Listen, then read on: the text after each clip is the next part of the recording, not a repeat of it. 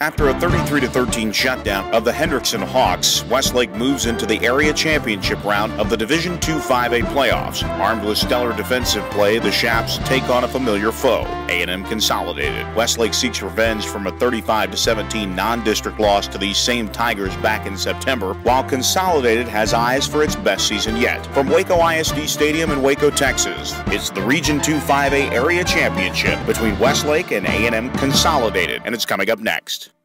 This winter, prepare to be amazed as Elisa's Dance Academy and the Westlake Symphonic Orchestra come together to perform a variety of holiday favorites. Join us December 6th, 7th, and 8th as the Westlake Technical Entertainment Crew and Lexus of Austin present the Nutcracker Spectacular. Tickets are on sale now. Get them online at whstec.com or by phone at 474-5664. Now the flag of the United States and Texas blowing rapidly in the wind here from Waco ISD Stadium in the great city of Waco, Texas, plays home to the Region II 5A Area Championship between the A&M Consolidated Tigers and the Westlake Chaparrals. We welcome you inside the UFC broadcast booth. Joe Taylor alongside John Nidell. We'll go down to Abe Garcia in just a moment, but one thing is very, very certain about this ball game. Given the conditions, it's going to be won on the defensive side of the ball. And with what we saw last week against the Hendrickson Hawks, Westlake has come to play defensively. That's right. The Westlake defense is playing their best football of the entire season, and the wind will play a huge factor tonight. I tell you what, it's not often you get a reprieve and a chance to play a team again when you lost to them earlier in the season. So it's an opportunity for Westlake to march further into these playoffs and an opportunity to avenge the loss against A&M Consolidated in College Station back in September. Yeah, neutral site, and it's always good to see another opponent. And like you said last week, John, when we talk about A&M Consolidated, it's one of those opportunities to not necessarily think about the loss back in September, but how difficult it is for A&M Consolidated to beat a good team twice in the same season. That's right. You always hear coaches say, especially when they beat a team earlier in the regular season, we don't have to play that team again because Westlake's going to come in here with extra motivation, and Coach Raffield knows that Westlake's playing their best football on defense. Offensively, they're playing better. They're going to see a different Jordan Sievert today than they did back in September. It's going to be an entertaining football game and a big football game. It is indeed, and we go down to the field to meet our third member of the broadcast crew. And for Abe Garcia, it's going to be a very windy and blustery day. What's the mood on the sideline, Abe? Well, it's very festive down here. Leftover Friday here for Westlake Chaparrals and A&M Consolidated Tigers. You know, I talked to Coach Raffield before the game. He says the wind conditions are not going to be a factor, but winds coming in from the northeast at 25 miles an hour, continuing on until about 3 or 4 o'clock in the afternoons. I do see that being a big factor in this game for both teams. Now, we'll see who's going to be able to take advantage of this. Well, thank you very much. That's Abe Garcia down on the sideline, and we get a look at least with our television broadcast, and we remind all of you that this game will be available on Sunday morning at 9 a.m. on YNN Sports. It's Time Warner Cable's Channel 1509. And here come the Chaparrals. As they take the field here at Waco ISD Stadium, the Chaparrals will be the home team. The A&M Consolidated Tigers will be the visitors. The visitors, the men in white. They have the white pants, the white jerseys with the maroon numerals, and the maroon helmet with that interlocking A&M Consolidated on the side. They look a lot like their collegiate brethren, the A&M Aggies. For the Westlake Chaparrals, in familiar red jersey tops with the blue numerals trimmed in white, the silver pants with the silver Westlake helmet with the red blocked W on the side.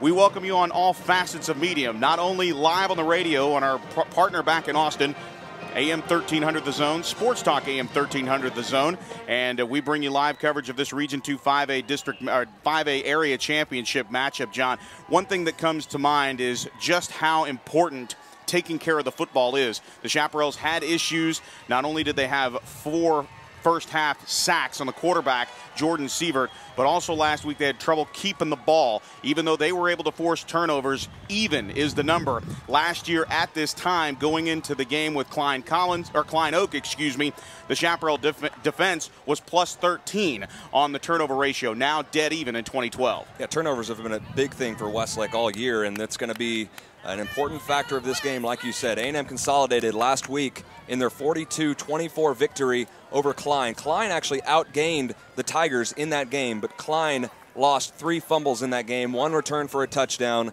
So A&M Consolidated can really take advantage of those turnovers. And as we've seen, Westlake, if they don't get the protection up front, Jordan Sievert will get a little antsy in the pocket, and we've seen him fumble at times and throw some interceptions. So that's going to be the key to the game for Westlake's offense. Get that protection, and they should have a good football game.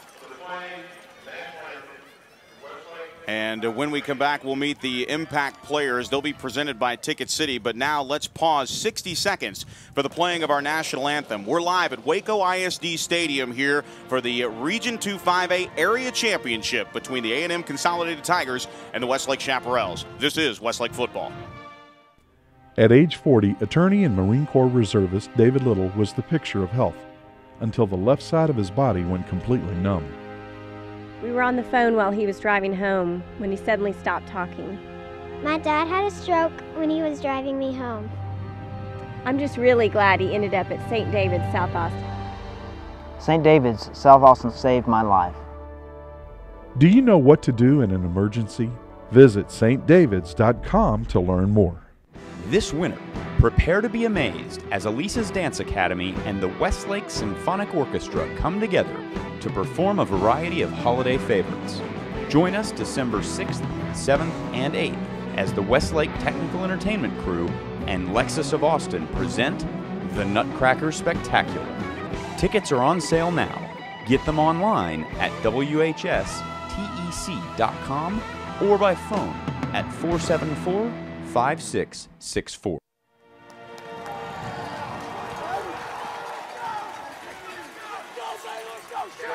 And we welcome you back to live coverage of the Region 2 5A Area Championship. We take a look at the impact players for today's game. The quarterback for Westlake, Jordan Sievert, had a touchy first half, better second half than the win last week, but it's all about Josh Stewart, 6'5" of all receiver. Burned the Chaparrals earlier this year in the ball game in which the Chaparrals lost 35-17.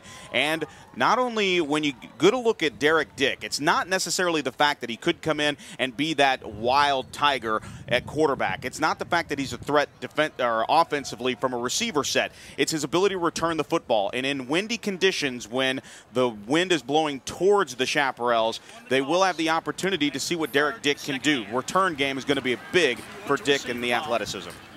And that's right, Derek Dick. A lot of speed here as we see the coin toss. And our head referee down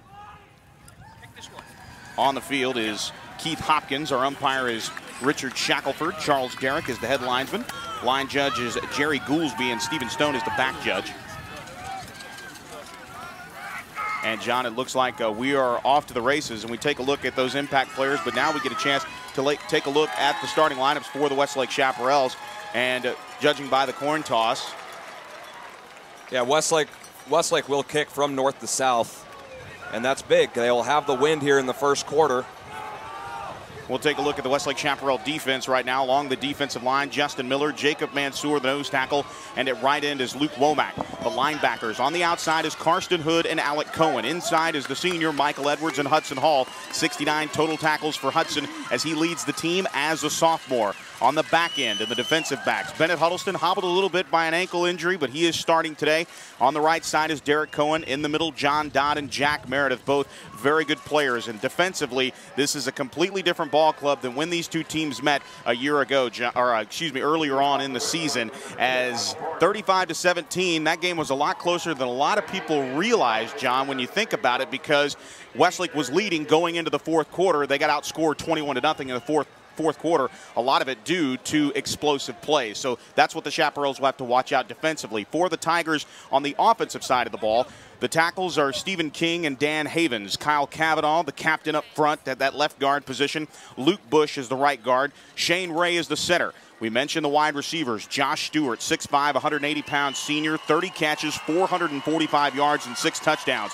Daniel Hurst is the speed threat outside. 5'10", 165-pound senior, has 32 catches for 517 yards.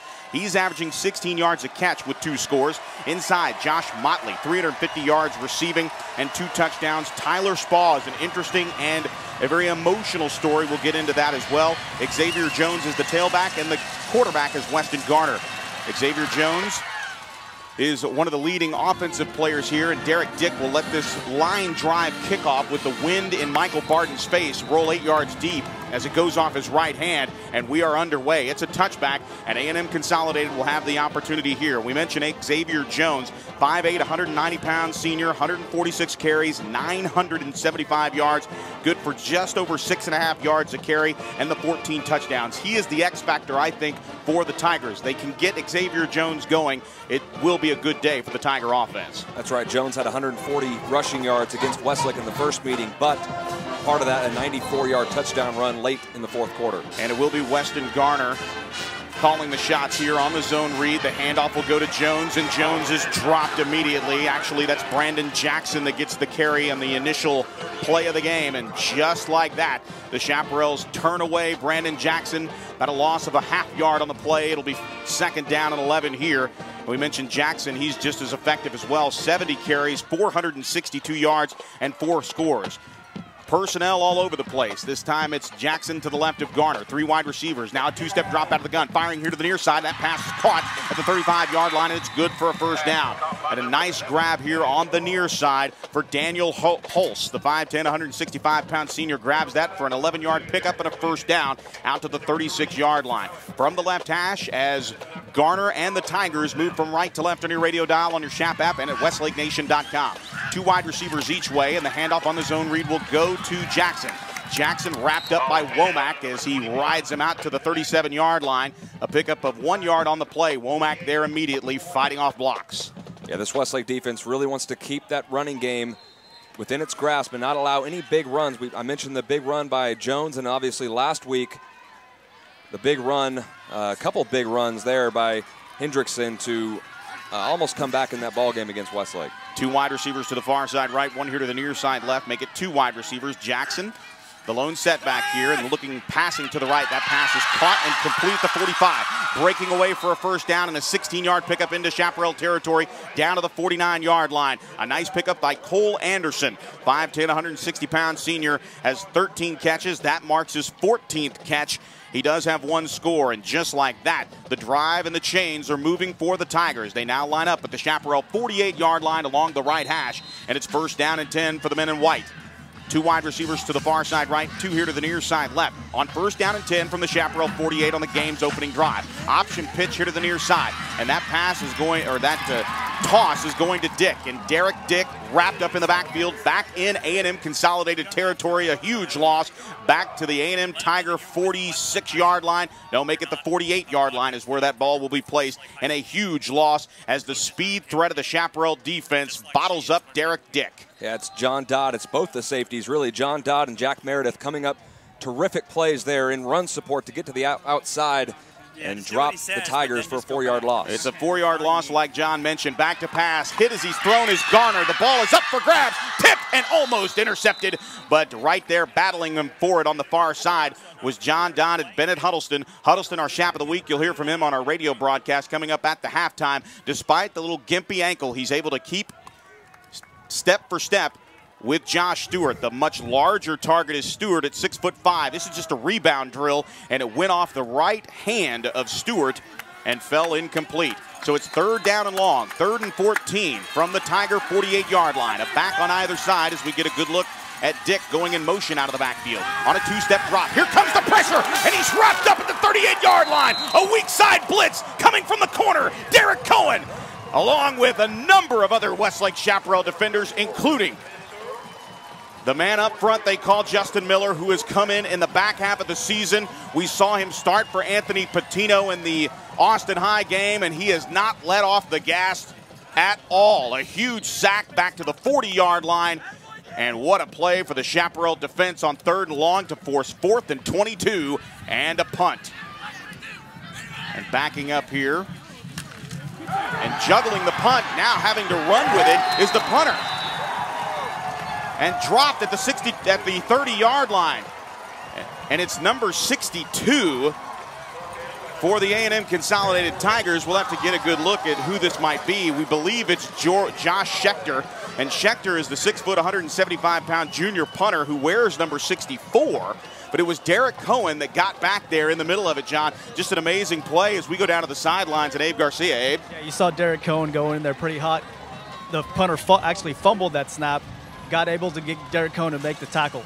On first down and 10 from the 30-yard line in Tiger territory. The give is to Keith Carter. Carter straight ahead inside the 25-yard line, down to the 20. Looks like he might be about a half-yard shy as Alex Chavez and Russell Pape check into the ball game. It is a 9-yard gain for Keith Carter on the first play, and a huge break on a fumble snap by Josh Schechter.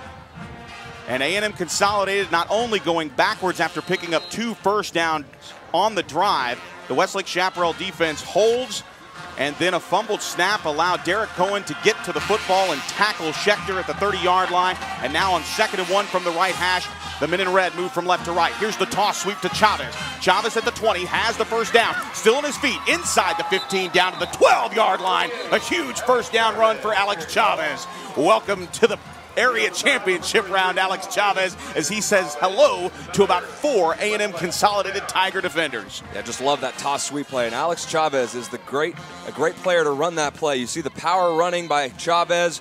Almost lost the football there, but got it back. And just a terrific run down to the 12. Should say 11-yard line, and Westlake is certainly on the move here in the first quarter. We'll bring you the offensive starters here, but the handoff goes to Chavez. Chavez inside the 10, still on his feet, churning down to the 7-yard line. And for the A&M Consolidated Tiger defense, across the defensive line is Josh Haley, Danny Ochoa, and Coleman Dennis. Randy Whited and Jimmy Gilbert are the outside linebackers. Kyle Chisholm and Michael Clouston are the inside linebackers. And the secondary, the corners are Quinn Hayes and Eric Yates. The safeties are Corey Stoll and Tanner Gregory. 14 fumbles and 11 interceptions, but right now the Chaparral offense has this very talented defense very on the back end of this particular drive, as their back is against the wall as the Carter gets the call on 2nd and goal. Or excuse me, 2nd down and 6 inside the 5-yard line down to the 4. And it'll be a big 3rd down play. Very important here because the first down marker, John, in between the 2 and the 1-yard line. The Chaparrals can get a fresh set of downs here on 3rd down and 2 with the wind at their back. Power eye look for Jordan Siebert in the backfield. And here comes the toss to the near side. The ball is juggled, and now coming down with the football into the end zone is Westlake. The ball was fumbled, and underneath it all is a gentleman that never gets an opportunity. How about that in the area championship round? Judge Finley. Judge Finley, the senior offensive lineman, got the fumble as Alex Chavez was trying to corral the football in mid-run. The ball hit the turf. Judge Finley, the man on the scene, picked it up in the end zone. And I can't believe I'm going to say this. Touchdown, Judge Finley. On for the point after touchdown is Michael Barton. The snap is up and the kick is good. With 7:17 to play in the first quarter, Westlake jumps on top. It's Westlake 7, Consolidated nothing. This is Westlake football. For 102 years, the Coverts have set the standard for car dealers in Central Texas. Hi, I'm Jenny Covert, and your parents, grandparents, and even some of your great-grandparents have shopped with my family. Our service, our inventory, and of course, our low Covert price are the reasons over 1 million customers come back again and again. We want to be your car dealer. Let us prove it. Covert Auto Group, Austin, Bastrop, and Hutto. On game days, you see me running out here with close to 100 other people. It's a team effort. It takes all of us to make UT football a success. It's a lot like you and your finances. You need to surround yourself with the best people in the business. That's where University Federal Credit Union comes in. The UFCU team works hard to make sure your financial game plan is always in shape. University of Texas Athletics and University Federal. So close, we share the same name.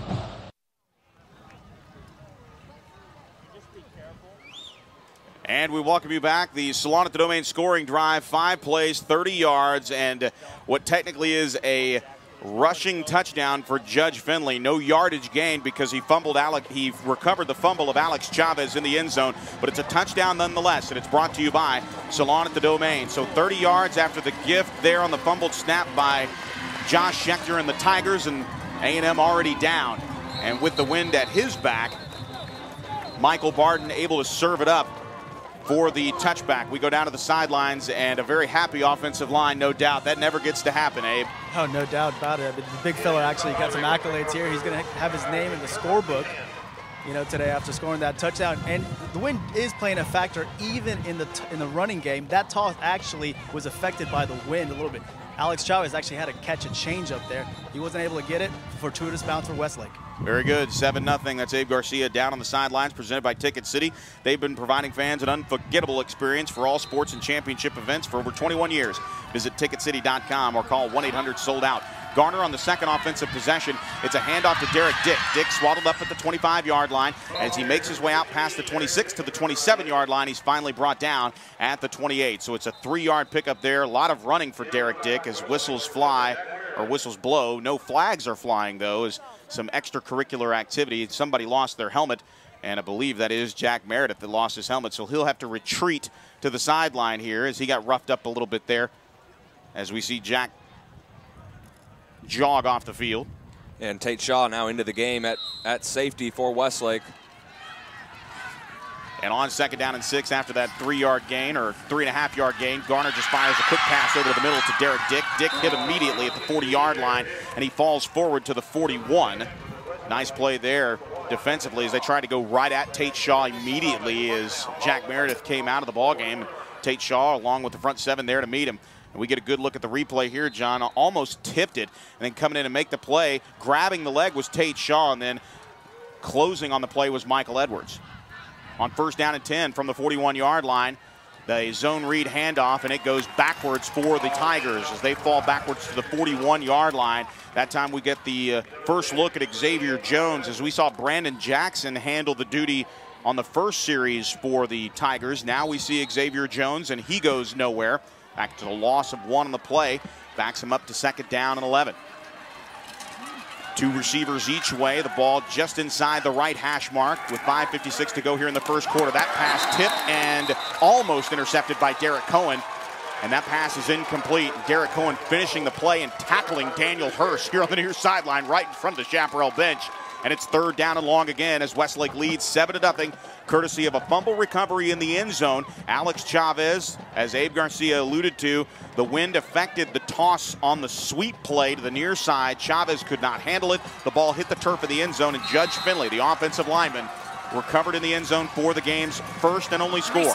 2 wide receivers each way. Back to pass is Garner. Here comes the rush, and he's wrapped up in the backfield. Wow, what a play! And coming in and making the...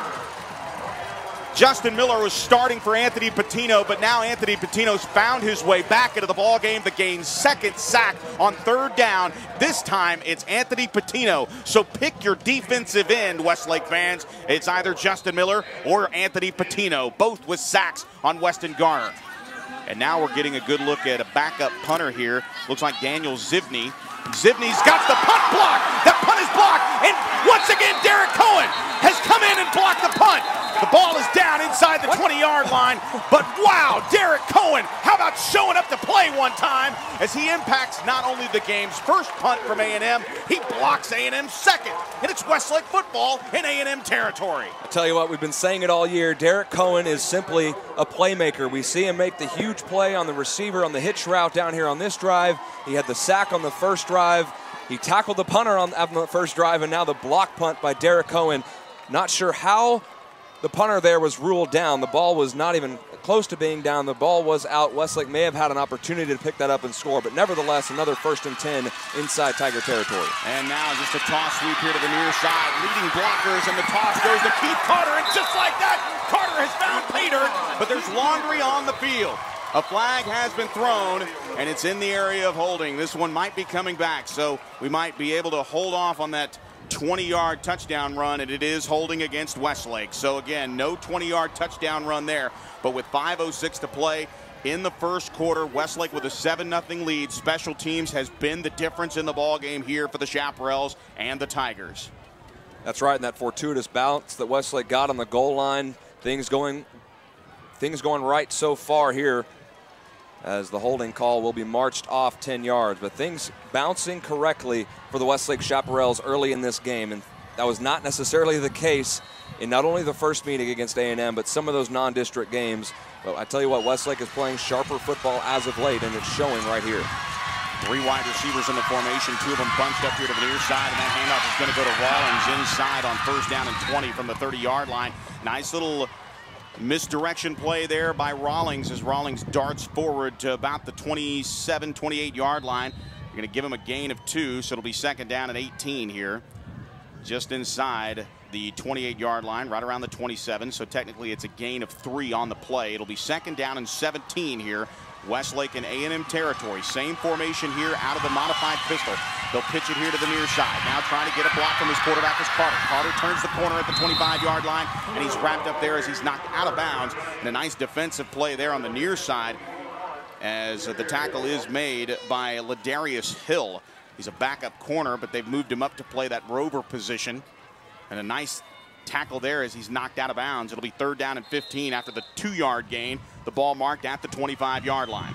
Yeah, a lot of impressive athletes on this consolidated defense. You look at Josh Haley, the defensive end, and Jimmy Gilbert, the outside linebacker, both 6'6", 215. With the wind at their back on 3rd down and 15. Back to pass. Here comes Jordan over the top. That pass is caught inside the 15-yard line, down to the 10, and he's actually brought down just inside the 10-yard line at the 11. And this is going to be 4th and short, inches, if you will. They needed 15. They got 14 and a half. We'll see if the Chaparrals go for it here on 4th down. And it looks like the offense is going to stay on the field and try to pick up this half yard for a 1st down at the 10-yard line. Well, wait, check that. Michael Barden, after further review, is going to come on and kick this. Might as well take points when they're there for you, especially with the wind at your back here in the 1st quarter. So Michael Barden will line up a chip shot for him. It's a 28-yard field goal try as Rawlings is on to hold. Patino with the snap. It's high, but it's fielded nicely. The kick is up, and it is good. So with 3:10 to play here in the 1st quarter, it's Westlake 10, A&M Consolidated nothing. Live from Waco ISD Stadium, this is Westlake football. At age 40, attorney and Marine Corps reservist David Little was the picture of health until the left side of his body went completely numb.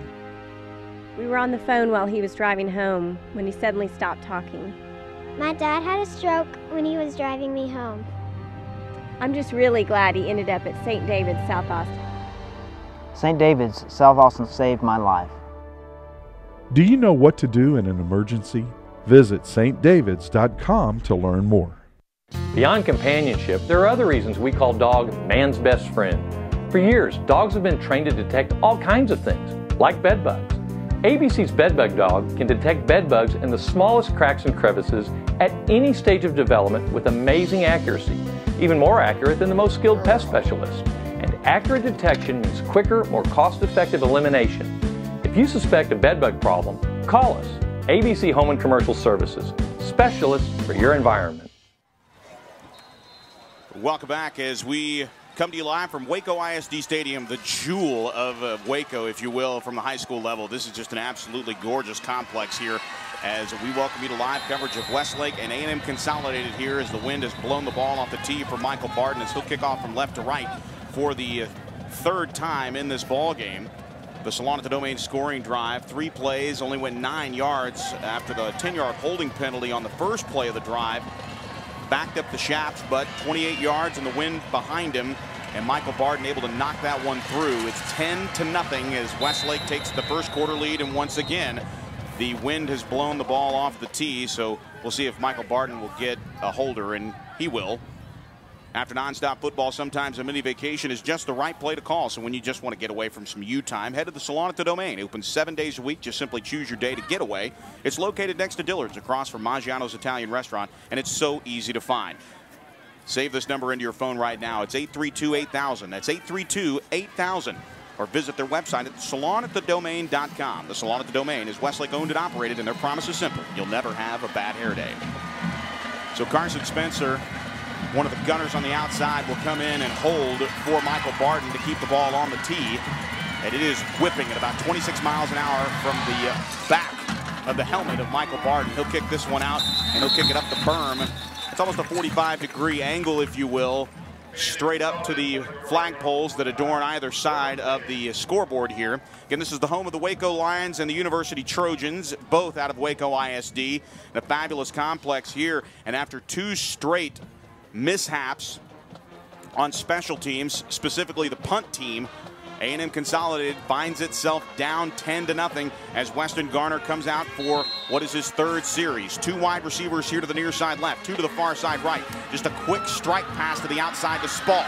Tyler at the 30, and he works his way to the far sideline in front of his own bench. And a nice gain there for Tyler Spall, the 5'9", 170-pound senior. That's right, and he's really, playing with a heavy heart, and this entire Tigers team is. Tyler Spall's dad passed away just 2.5 weeks ago in a tragic car accident, and the whole A&M Consolidated community has really rallied around Tyler, and he's playing good football. Spall with a 7-yard pickup, and they roll it his way again. This time, Tyler Spall picks up the first down as he works his way out to the A&M Consolidated 38-yard line, and that's good for a first down for Tyler Spall. Right now, that quick hitch to the outside is there for Garner. High percentage plays as the chains move here. 1st and 10 at the Tiger 38. 2 wide receivers to the far side right. The ball resting on the right hash mark. And now just a delay handoff to Jackson. Jackson gets loose, spins out of one tackle at the 40, falls forward to the 45-yard line, and he's brought down at the 47-yard line. A host of Chaparral defenders there on scene. And that pass, Hudson Hall along with Karsten Hood really just coming over and making the stop. On an 8-yard gain there on the delay draw to Jackson. Now they hitch it out once again to Derek Dick. Dick with some opportunity to move along the right sideline. He does before Jack Meredith just absolutely hammers him out of bounds at the 50-yard line, but it's good for a first down as they pick up 3 yards. Do the Tigers with that quick hitch pass to the outside to Derek Dick. Yeah, and these wide receivers on the outside doing a great job of blocking and locking up these Westlake corners, allowing these inside receivers to pick up some yardage on those short passes. First down and 10. They pump and then go, and that pass is overthrown. They faked it, did Garner, to the right side to Tyler Spall, hoping to get a go route going for Cole Anderson. And Westlake was able to hold, but the pass well overthrown.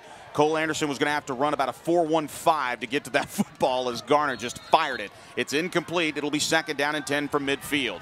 Josh Stewart with one-on-one coverage at the top on Bennett Huddleston. Derek Cohen will back off, and now they'll reset on the offensive side. Inside 13 seconds on the play clock. 2:22 to play first quarter. Westlake with a 10-0 lead. On 2nd down and 10, the Tigers moving right to left, wind in their face. Here comes the blitz. The pass is low but caught and drilled in the backfield. What a nice play in the open field is our Chap of the Week. And Bennett Huddleston, who cares about that ankle, as he brings down the receiver in the backfield. A nice play there and a loss of 3 yards. We get a good look at it here on the replay. And making that catch was Brandon Jackson, and a one-on-one pile driver there from Bennett Huddleston. A loss of 3. 3rd down and 13. The ball back at the A&M 47. 2 wide receivers to the far side right. It's Dick and Stewart, the athletes on the far side. Here to the near side, 2 wide receivers. One-on-one coverage here on the near side. The ball at the right hash mark, just inside the 48. Back to pass is Garner. Here comes the rush on 3rd down. That pass is tipped and almost intercepted. And once again, have a quarter, Derek Cohen, as he tipped the ball out of the awaiting arms of the near side receiver here, and it's Wally Sturzalek. And Sturzalek could not come up with it, and just a great play by Derek Cohen to force yet another punt. Yeah, I don't know when teams are going to learn that hitch routes on Derek Cohen just aren't going to work. He's just too athletic and too aggressive breaking on the football. He's so good at playing the ball in the air and not playing the receiver, and he did a great job there on Sturzalek and forces another punt for the A&M Consolidated Tigers. So back to punt here for the A&M Consolidated Tigers, and it's a fake punt. The flag's been thrown, but it will not be a first down as they fake it. Once again, punting issues as Daniel Zivney tried to surprise the Chaparrals. They held. The flag's resting at the A&M 48-yard line. We'll have to see what this is all about, yeah, John. And I'd be surprised if that was a called fake punt. It would certainly look like it. He took off running right away, but I don't get that on 4th and 13. As we see the holding call on A&M, that'll be declined, and Westlake will get the ball again in good field position. This will be the first time that they'll get it in their own side of the field, but they're at the 48. So A&M just really self-destructing early. I do not get that call on 4th and 13 in your own territory to run the punter there. You got to punt that football away, but I'm sure as well that the Tigers coaching staff is afraid to punt into this win.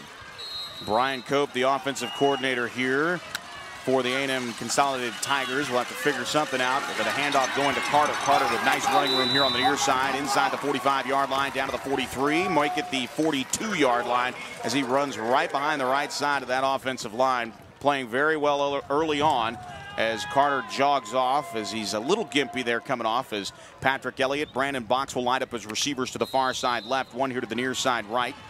That's Josh Latham in the ball game with Chavez and Cantor on either side. On the play action, rolling here to the near side. Jordan's going to take a sack back at the 49-yard line. Ball came loose momentarily as you saw the referee throw his beanbag down on the field, but Jordan able to recover at his own 49-yard line. So a huge loss back to the 49-yard line, and it'll be 2nd and 19. Yeah, it's really hard to get away from Jimmy Gilbert when he's bearing down on you with his long frame at 6'6", 215, just an athletic player rushing off the edge. A difficult matchup for any offensive tackle.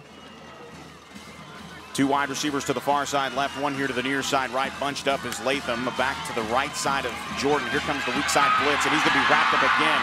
Nice blitz there by the A&M Consolidated Tiger defense, and now they have something to cheer about as Randy Whited and Kyle Chisholm just came streaming off that right side, and backwards goes Jordan Sievert as now they start to figure out some sort of opportunity here to avoid the bum rush that A&M Consolidated is giving Westlake with a 10-0 lead with less than 15 seconds and the clock moving here in the first quarter. You know, if I was Westlake here, I would have taken a timeout with 20-something seconds left. You have a 3rd and long. They're going to let the clock run down, but I take a timeout there, run your 3rd down play. Most likely you won't pick it up. That way you can punt with the wind at your back. Now with 4 seconds left, they will take a timeout. And we'll take it as well. This is Westlake football.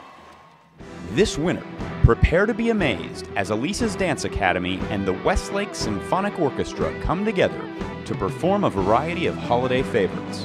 Join us December 6th, 7th, and 8th as the Westlake Technical Entertainment Crew and Lexus of Austin present the Nutcracker Spectacular. Tickets are on sale now. Get them online at WHSTEC.com or by phone at 474-5664.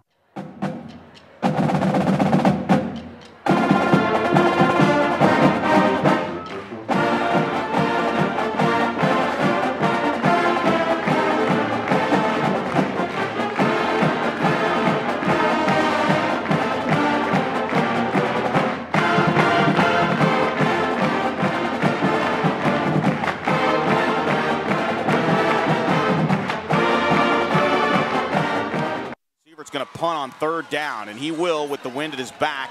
It'll be an end-over-end kick, and it'll roll inside the 15-yard line. And coming up and downing the football at the 13-yard line is Josh Latham. And you called it, John. Just like that, that'll be the end of the first quarter. We'll take a quarter timeout, come back with the thoughts of that particular offensive series for the Chaparrals. This is Westlake football. For 102 years, the Coverts have set the standard for car dealers in Central Texas. Hi, I'm Jenny Covert, and your parents, grandparents, and even some of your great-grandparents have shopped with my family.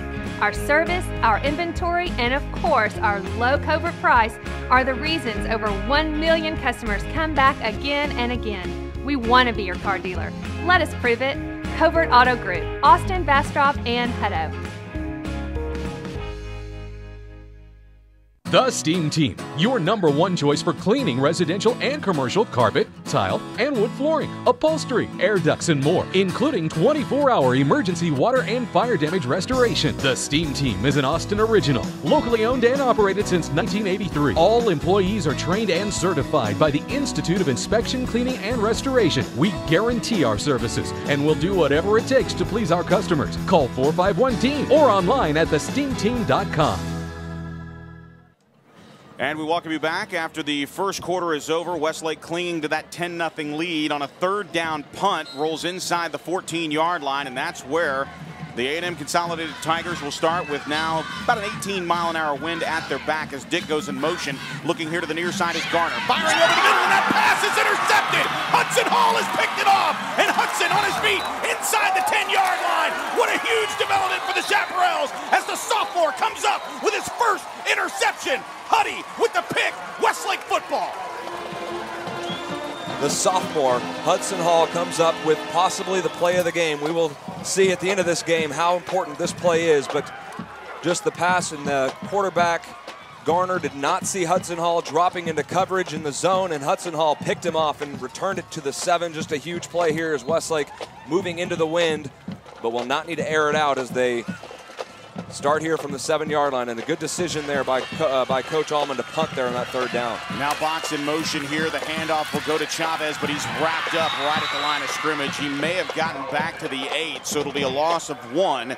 2nd down and goal coming up for Westlake. And on that particular play, when you steal the momentum away from A&M Consolidated with the interception by Hudson Hall, his first of the season, you've got to put 6 in. Let's go down to the sidelines and Abe Garcia. And you're right about that, Joe. What A&M Consolidated thought they had a win there by making them punt on 3rd down, interception on the first play, and a chance for Westlake to go up 17-0.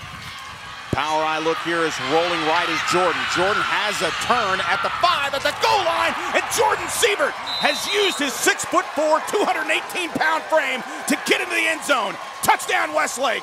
And for the junior quarterback, a much maligned character last week as he was dropped in the backfield 4 times, 5 times overall. This time he's dropped in the backfield in the last drive, and Jordan Sievert rolling right and then tucks it and runs it in from 8 yards out. And for Sievert, that is his first rushing touchdown of the season. Michael Barden on for the extra point. It is good. 11-13 to play in the first half, and it's Westlake 17, A&M Consolidated nothing. This is Westlake football. On game days, you see me running out here with close to 100 other people. It's a team effort. It takes all of us to make UT football a success. It's a lot like you and your finances. You need to surround yourself with the best people in the business. That's where University Federal Credit Union comes in. The UFCU team works hard to make sure your financial game plan is always in shape. University of Texas Athletics and University Federal. So close, we share the same name.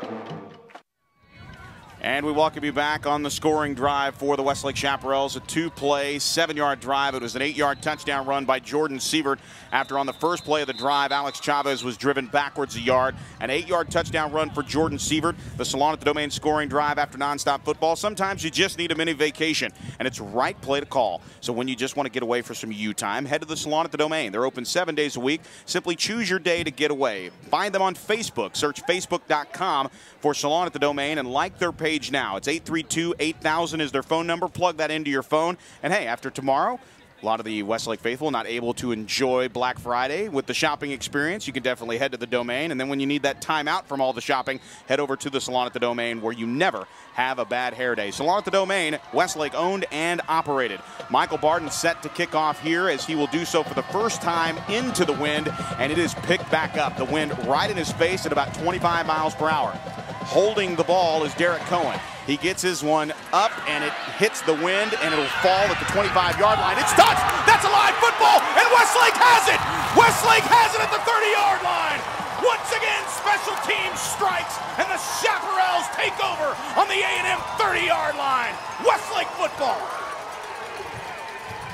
And the deep returners were just late to get up to that football, and none of the upbacks were looking for that ball. They were all looking for Westlake players to block, and that ball just fell as one of the returners coming up on it tried to pick it up off the bounce and just knocked it upfield as Westlake gets another huge play on special teams. And that part of the game that a lot of people don't think about coming into a game is no doubt the biggest part of the game so far.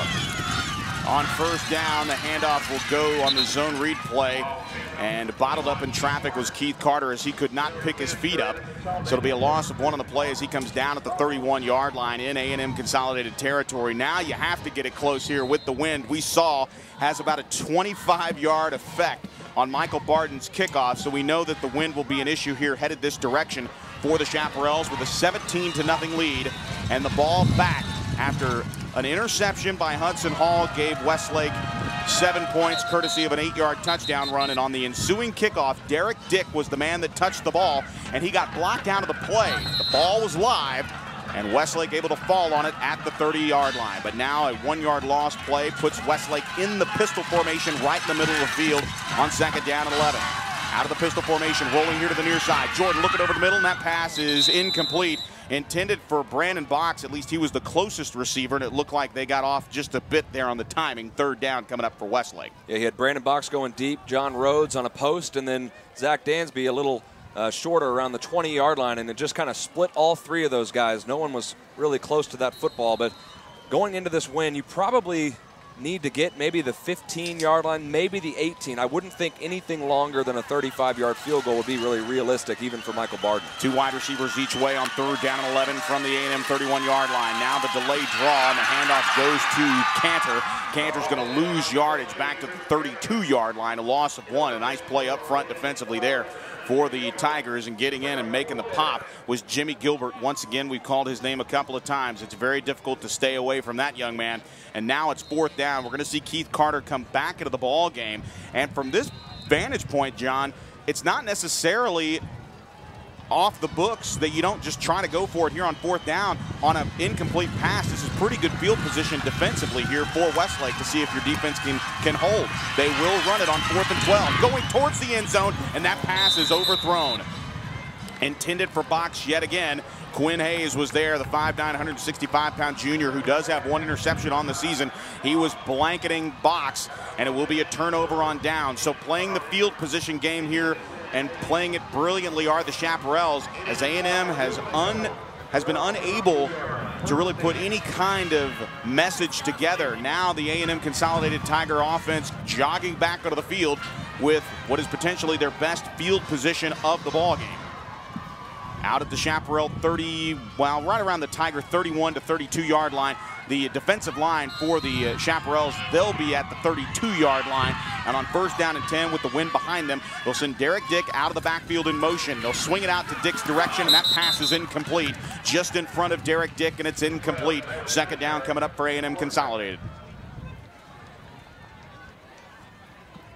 Yeah, Cheshire in the game. He's been injured for most of this second half of the season, and trying to go with a different quarterback here. We've mentioned all game that they will switch out the quarterbacks as they come out now with 4 wide. Yeah, and he was hurt in the Bryan game, but obviously not necessarily all that banged up here. They'll go to the ground, and this time it's Xavier Jones. Jones drilled at the 34-yard line there. Michael Edwards at the bottom of the pile.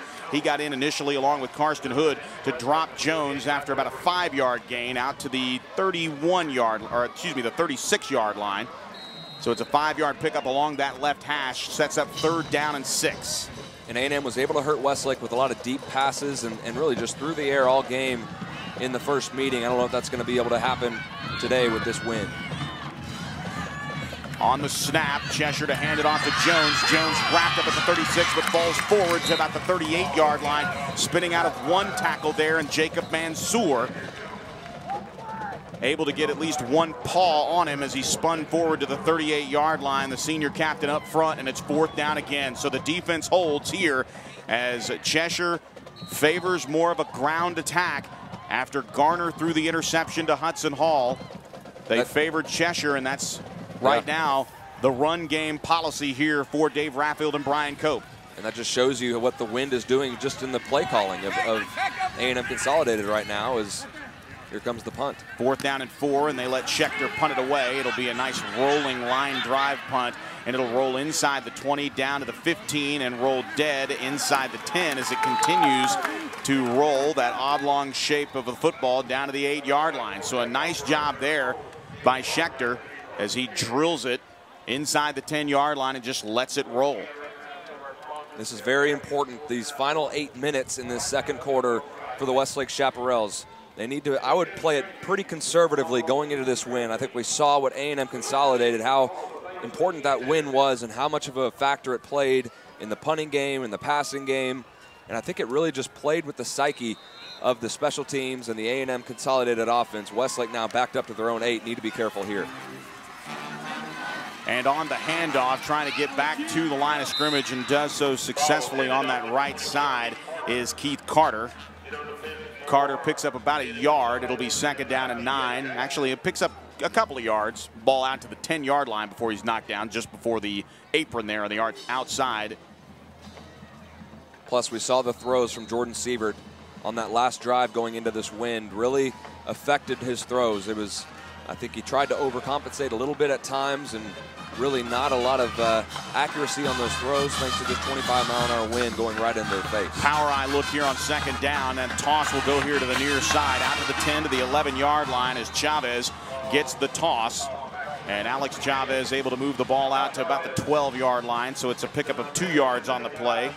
Actually, you're going to say he's down all the way out to the 23 from our vantage point here. So Alex Chavez just doing the tough running there against this Tiger defense. Kyle Chisholm, the linebacker, wants the crowd to get into it. On 3rd down and 6, officially a gain of 3. Back on either side of Jordan Sievert with the wind in his face. Now in motion here to the near side is Canner, looking that direction, firing here to the near side. That pass is caught by Box, but broken up nicely there. The corner on the play was Quinn Haynes, and Haynes broke that pass up beautifully, and it's punting time here with the wind in his face. Michael Barton will definitely have his work cut out for him here as the Chaps unable to pick up 6 yards and move the chains out of the shadow of the goalpost. Michael Barton will retreat to the purple and white end zone paint job that signifies the Waco University Trojans, in lions on one side, Trojans on the other. University and Waco High. Now flags fly here as whistles blow the play dead, and a timeout has been called. I believe the timeout will be for Westlake as they take a timeout to talk about it. We'll take one timeout as well. Back in 60 seconds. This is Westlake football. So, you know, instead of acting like seniors and sophomores, they're acting like teammates, and they've pulled them in with the understanding that if these guys are going to play for us, and I want to win, and I want to be on a special team, and so I'm going to take them in and make them feel part of, and I think that's been one of the most pleasing things this year. And you know, so thankful really for just our kids and our young kids too, and you know, the blessing it is for all of us and our coaching staff. This winter, prepare to be amazed as Elisa's Dance Academy and the Westlake Symphonic Orchestra come together to perform a variety of holiday favorites. Join us December 6th, 7th, and 8th as the Westlake Technical Entertainment Crew and Lexus of Austin present the Nutcracker Spectacular. Tickets are on sale now. Get them online at WHSTEC.com or by phone at 474-5664. And we welcome you back to Waco ISD Stadium here. 6:47 to play in the first half. Westlake leading 17-0 over A&M Consolidated in this Region 2 Area Championship game. Joe Taylor alongside John Nidell, Abe Garcia down on the sidelines. Out of the timeout, and the pass goes through the arms of Michael Barton and out of the back of the end zone for a safety. So Michael Barton laps in judgment there as the ball goes through his hands and out of the back of the end zone for the safety, and A&M is on the board with 2 points. And not only that, the Chaparrals will have to kick off to him as they build here. But now with 6:43 to play in the ball game, it's Westlake 17, A&M Consolidated 2. And with this prolific offense, John, when we talk about all the success that the Tigers have had, after the 71-68 loss to Lufkin, you're watching an offense that puts up 38, just under 38.5 points a game, over 419 yards in total offense, with 243 of that through the air. We have not seen, because of the wind, the ability of the Tigers to really get prolific on offense, and that is a 2-point for A&M Consolidated. And in our broadcast of 2012 football here, John, that is the second safety. You remember we saw one back in the Lake Travis game that gave Westlake a 4-point lead, erased by a 96-yard touchdown pass from Baker Mayfield to Grant Foster. But 2 points, and Westlake has to kick off, and they'll kick off from their own 20-yard line. So this is a double whammy for field position as A&M Consolidated grabs a little bit of momentum here in the second quarter. Yeah, that's the 4th time now that either team has lined up for a punt and not gotten a punt off. So it's certainly proving to be difficult. I'm not sure if the wind maybe sped that ball up a little bit, and Michael Barton just kind of didn't get the hands together in time and it went through his hands. I don't know, but it's going to be good field position either way here for A&M, just down 17-2. And this game can turn very quickly as the deepest return men are lined up around the 40-yard line. This will be good field position no matter what. Michael Barton skies this one. It's going to be even shorter. It'll be hit at the 50-yard line, or caught at the 50-yard line, and coming up and making the pop here on the near sideline, I believe, for the Westlake Chaparrals was Gabe Duran. And, of course, Gabe Duran, the younger brother of Lance Duran, he gets a shot in on the... It'll be spotted right at the 50-yard line, so it'll be first down and 10, and half the field here is now A&M Consolidated with a 15-point deficit here with 6:40 to play in the first half. We'll have an opportunity here with a short field. They'll scrimmage from the left hash mark as they move left to right. And it will be Galen Cheshire in the ball game, a back on either side. And now they'll send Dick in motion here to the near side. Play action, and now wrapped up in the backfield, and backwards goes Jalen Cheshire, and he's down. A team sack, if you will. But coming up out of the bottom of the pile is Karsten Hood and Luke Womack, as both of those gentlemen get in the backfield and wrap up Jalen Cheshire back to his own 44-yard line, a loss of 6 on the play. And a big play there on first down by the Westlake defense, trying to just slow this momentum that A&M Consolidated is trying to build here as the second quarter clock reaches the 6-minute mark.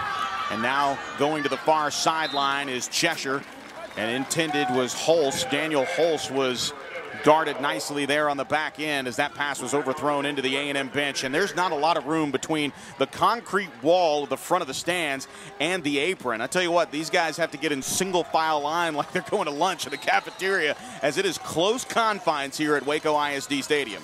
Yeah, we talk about going into the wind, but even the wind at your back really affects the passing game, especially when you're throwing throws that are getting up into that wind, and we saw it right there on second down. This is going to be a free play here, as now going deep is Garner. Garner has a man. It's tipped and intercepted by Bennett Huddleston. Too bad it's not going to count, but Huddleston at the 30 to the 35, and he'll be wrapped up at the 38-yard line as Huddleston comes up with an interception. But this is going to be a free play. It'll be 5 yards, and no doubt Dave Raffield will take the penalty here on the offsides against Westlake. Unfortunate there, but good coverage, as that particular penalty did not waver the back end of the defense, John. Very impressed with how they went ahead and played the ball. Yeah, and it was one of the blitzers coming on the right side, trying to time the snap, and realized too late that the ball was not going to be snapped, and he tried to put on the brakes and just slid kind of underneath one of the offensive linemen as the ball snapped, and they get the 5 yards as it brings up 3rd and 11. 3rd and 11 from the A&M 49-yard line. 2 wide receivers to the far side left, 2 here to the near side right. Jackson flanking. Now Weston Garner. Garner trying to dump it into the flat. That pass is low but caught and drilled at the 50-yard line by Tate Shaw along with Michael Edwards. And coming out of the bottom of that tackle is Karsten Hood. And that will be 4th down here, and the nose of the football just inside the Westlake side of the field. So it will be 4th down and 9. Great effort there by Karsten Hood. He's getting after Jalen Cheshire and realizes that the ball is going to be thrown to the running back, Jackson, out of the backfield, and runs all the way back to make the tackle. So another big stop by the Westlake defense, and with the wind at their back, A&M Consolidated should be able to pin Westlake down inside the 20 here. So Schechter will hit this from right around his own. If they can get the punt off. Yeah, no doubt. It's going to be a delay of game on A&M Consolidated to try to give Schechter more room. Not too sure how much more room he needs back there, but with that wind at his back, it's definitely going to affect things, as now Sean Rawlings has come into the game here. Alec Cohen will check off, so Rawlings comes in as an extra receiver as Tate Shaw and Rawlings back at his own 20. Juggled snap again. Schechter gets it off. It'll be a low punt return that's fielded by Shaw, and that was a very dangerous field by Shaw, as he was able to turn out of a would-be tackler, and the ball is down just inside the 20-yard line at the 19. So not bad, as A&M Consolidated does not come away with points off to that gift, with Michael Barden allowing the football to go right through his hands and out of the back of the end zone for the safety. It's 4:44 remaining in the first half. Westlake with a 15-point lead, 17-2. Consolidated with the ball after that safety on the mistake by Michael Barden, unable to do anything with the football. Now the Chaparrals on the zone read. The handoff will go to Chavez. Chavez just rumbling his way out to about the 21-yard line. It's a pickup of 2 yards on the play, 2nd down and 8. And going back to Tate Shaw fielding that football, it was a dangerous play by Tate Shaw with A&M Consolidated players all around him, but also, it was a big play by Tate Shaw to save a lot of yardage. That ball could have probably bounced down to the 5 or maybe even inside the 5. So this gives Westlake's offense some breathing room and an ability to now possibly drive down and get some points before half. So it'll be 2nd down and a long 7. Inside handoff to Carter. Carter out to the 25-yard line, and he falls down at the 26 in a crowd of traffic there.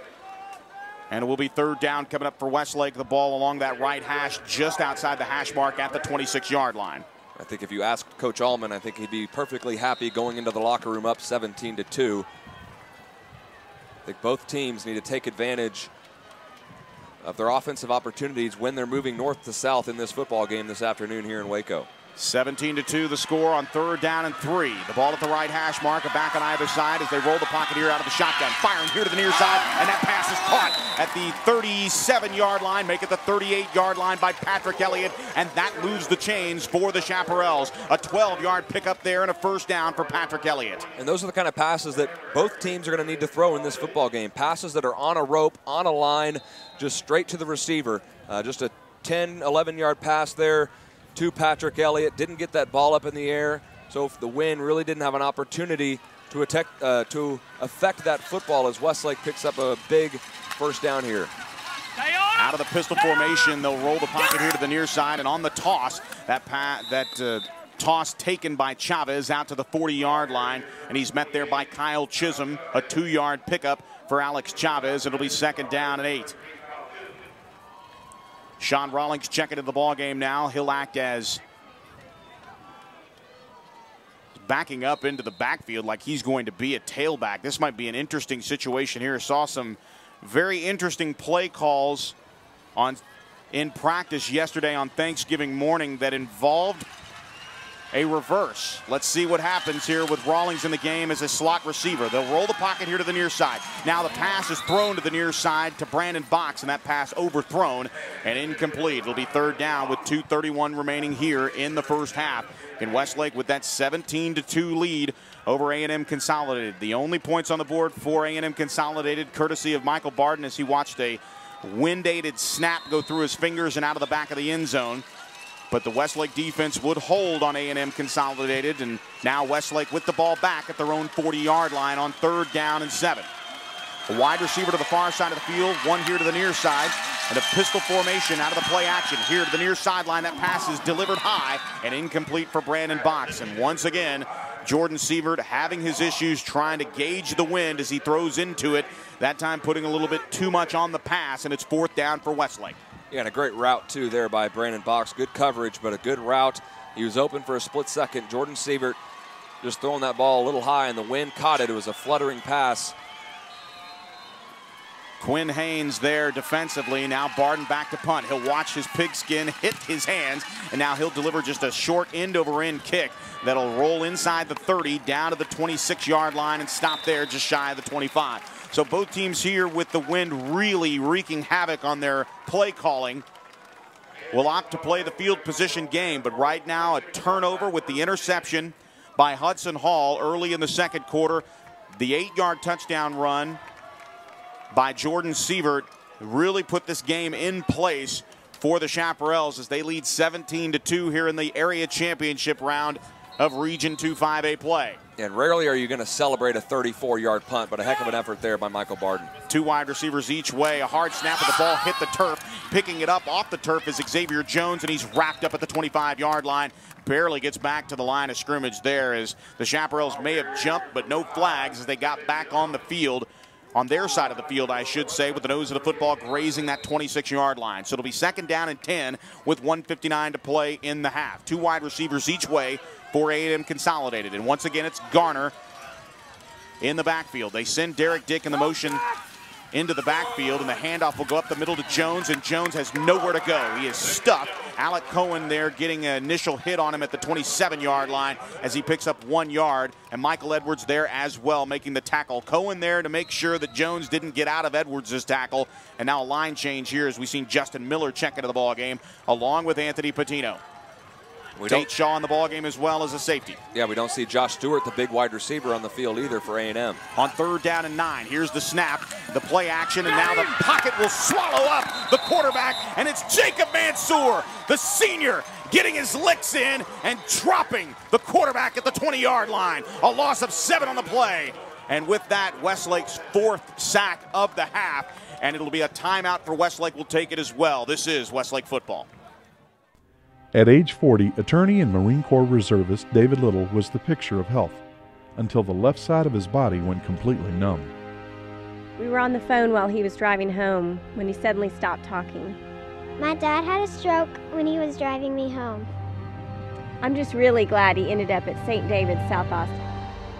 St. David's, South Austin saved my life. Do you know what to do in an emergency? Visit stdavids.com to learn more.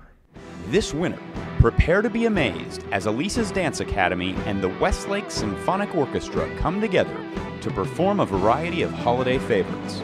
Join us December 6th, 7th, and 8th as the Westlake Technical Entertainment Crew and Lexus of Austin present the Nutcracker Spectacular. Tickets are on sale now. Get them online at WHSTEC.com. The 4th down play on 4th down and 16. Once again, a low snap, and it's blocked again by Westlake. Blocked again, and the Chaparrals have the ball loose and rolling into the end zone. No, he'll be down at the 2-yard line. But coming up with it is young Gabe Duran, who knew that if he could just scoop it up, he would have a free touchdown. But he's able to get the pigskin, collect it, and it's the Chaparrals with the football on another mishap by the A&M Consolidated Special Teams unit, and it's Westlake football on the Tiger 1-yard line. And guess who it was? It was Derek Cohen again. Cohen again on the punt block, and you saw Gabe Duran. I love the camera shot of Gabe Duran coming off to the sideline, just shaking his head. And the handoff will go to Chavez. Chavez into the end zone. Touchdown, Westlake. Alex Chavez rumbles into the end zone from 1 yard out.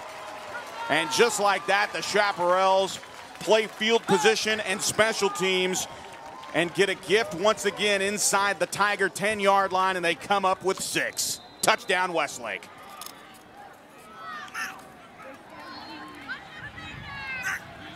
Here's the snap on the extra point. Michael Barden knocks it through, and with 1:04 to play here in the first half, Westlake jumps out and answers the 2 points they gave to A&M Consolidated with a touchdown of their own. It's Westlake 24, A&M Consolidated 2. We'll keep it here before the end of half break. Obviously, a proud moment for the Westlake special teams as they have played brilliantly here in the ball game for the area championship, for the right to face a pretty good-looking matchup that happens tomorrow night. And it's Longview versus Dallas Jesuit, and I know that's a game that has recruits abounding in all of those forms and fashions, whether it's big-time college football or some regional teams in the Central Texas and the state of Texas, John. But that is a very interesting matchup. But if the game were to end right now, Westlake with a commanding lead, a 22-point lead here in the first half, something I don't think anybody expected to see in this ball game so early on. Yeah, not at all. And when you look at Region 2 and really compare it to the other regions, we talk so much about Region 4 and how Westlake has been so successful in that region in years past, and Region 2 has been difficult. But you look at Cibolo Steel in Region 4 and Smithson Valley, and Region 2 actually looks like probably the easier schedule in Division 2 in the 5A state playoffs. And A&M Consolidated, if you look at the teams remaining in Region 2, A&M Consolidated, the only team to finish the regular season ranked. They were finished ranked 23rd. So manageable Region 2, and Westlake playing some tremendous football here in the first half. This will be a pop-up kick into the air, and that is fielded nicely on the far side by Kerry Thomas. And Thomas able to grab the pop-up kick by Barden and take it out to about the 35-yard line. And there's 1 minute remaining. Looks like he was able to get out to the 35-yard line, but for some reason now we have some activity on the far side in front of the A&M bench. Let's go ahead and take it down to the sidelines at Abe Garcia. Abe? Hey, Joe, you and I and John talked about what does Westlake need to do in this game against A&M Consolidated. We talked about getting to the 28-point mark. They're at 24. All pretty much resulted from special teams and defense. 24-2. 2 points gifted pretty much to A&M Consolidated by the snapped fumble by Michael Barton in the end zone. 24-2. Coach Allman's got to be really happy with the way the team's playing right now. Yeah, I can't wait to hear what Allman thinks of the special teams play. As now Weston Garner will get an opportunity here. His team down 22 points in the first half, and he'll have the final 64 seconds, and his team will scrimmage from their own 31-yard line, make it the 32-yard line. 3 wide receivers here to the near side right. Here comes the rush. Throwing left is Garner. That pass is caught by Holst for a first down. It's a 10-yard pickup to the 41-yard line and a first down, and what a throw by Weston Garner. Yeah, that one was on a line, and a terrific catch there by Daniel Holst, too. Best pass play of the day so far for the A&M Consolidated Tigers as they're going to go with Garner here, and just judging by that pass, he might be a little better suited for the passing game than Jalen Cheshire. 3 wide receivers here to the near side right, 1 to the far side. Now the ball's on the ground, and Garner is able to follow it up with falling down on the football. But there came the rush with Luke Womack and Justin Miller. And we've said it quite a bit along with Mason Pitts, who's getting an opportunity to play some nose right now as the ball just falling on first down and 10. And now it will be second down and 6. The ball marked at the 26 or at the 36-yard line. Now here comes the chase by Womack. That pass caught by Dick, and Dick is drilled at the 41-yard line. I'm sure the Tigers fans in the other stands have got to be wondering right now, what have you done with the A&M Consolidated football team? This is just, I'm sure, just uncharacteristic. I'm sure Coach Raffield and his coaching staff are confused about just the numerous mistakes by the special teams and the offense. We've seen a lot of drop balls by the quarterbacks in the backfield. We've seen the sacks. You got to give credit to Westlake, but at the same time, I'm sure the coaching staff of A&M wanting to get a lot of things fixed before the second half. And what has been their nemesis, 4th down and a punting.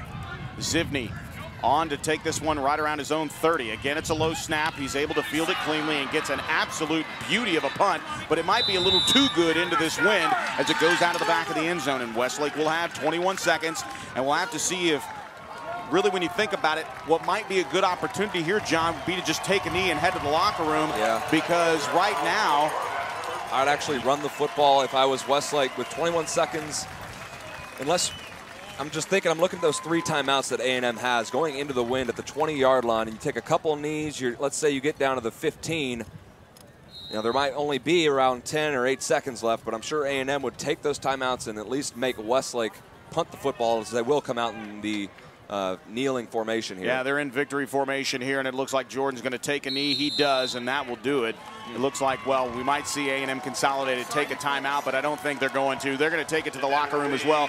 They have a lot to visit about, as do the Chaparrals. I don't get that. One thing that you definitely is you can hear the crowd just come alive here on the home side of the field. The Chaparral Nation have come out on this leftover Friday, the front end of the Thanksgiving Day weekend, and in the state of Texas, really only the Houston Texans gave you any reason to celebrate, and even that win yesterday in the NFL was controversial against the Detroit Lions. And of course, we know the outcome of last night's game with Texas losing to TCU, the Dallas Cowboys losing despite the comeback in the second half by Tony Romo and company. There just hasn't been a lot of celebrating here in Thanksgiving weekend for Texas teams, but Westlake, the Austin representative here in Region 2, has an opportunity. It's a wind-blown Abe Garcia who's with Darren Allman. Abe? Thanks, Joe. Coach Allman, second time around seeing A&M Consolidated. A little different story here. Your defense playing really well, 24-2, set up by defense and special teams. Talk a little bit about your first half play so far. Yeah, we've taken advantage of most of the opportunities, and that's been the thing. The defense have set them up for us, and they've been doing that the last few weeks, and we haven't been taking advantage of it really offensively and getting in the end zone. That's been the difference, really, in this half, is that we've punched it in when we got down there every time, I think, but one. And we're going to have to keep doing that. We've protected the ball pretty well, and they haven't. And that was really the difference in the first half. It's field position, and we're battling a little bit of wind down here. And so field position is going to become more of a factor than normal today, because if you get pinned back here with the wind in your face, it's a pretty tough go out of that end. So we just got to hang on and not get too excited yet. We're going to have to go play a better second half so we can finish it. They're a good enough team to, they're not going to lay down. They're going to come play the second half, and we've got a lot of game in front of us. But proud of how we got started, and we got to go finish. All right, Coach, good luck in the second half. Thank you. Joe? All right, thank you very much. The thoughts of Abe Garcia, and we welcome you back into the UFCU broadcast booth. Joe Taylor alongside John Nidell. 24-2, the first half definitely in favor of the Chaparrals, and you mentioned it, and Coach Allman did as well. Defense, yes, has set up the offense, but really the special teams has played a big part in this ball game here with setting up not only the defense but also the offense. And pick your poison, whether it's Hudson Hall's interception or the 2 block punts by Derek Cohen. We're going to have another interesting and difficult time to pick a defensive player of the game after this is all said and done. That's right. Derek Cohen has really been all over the field. You mentioned the 2 block punts, but they also had the first punt of the game where A&M mishandled it and Derek Cohen made the tackle on the punter, and all of those resulted in points. So it's been a mistake-ridden game for A&M Consolidated. Westlake had the punting mistake too that led to the safety for A&M Consolidated, but an interesting first half to say the least. And Westlake 24-2, you got to feel great heading into the locker room. You do feel great, but there's another half, like Coach Allman said, that they do in fact have to play, and anything can happen here in the area championship round in Region 2 5A. For John Nidell and Abe Garcia, we will actually head to our radio halftime program, the Mini of Austin halftime show, and of course we'll have highlights and all of the stats from the first half. But when we come back, we'll have a look at some of the highlights here as we leave you on the television side of things. We invite you to watch the rebroadcast, channel 1509. That's YNN Sports on Time Warner Cable. Now we leave you with halftime highlights, and we'll be back with the radio broadcast right after this. Again, the halftime score from Waco ISD Stadium in Waco, Texas. It's Westlake 24, A&M Consolidated 2. This is Westlake football.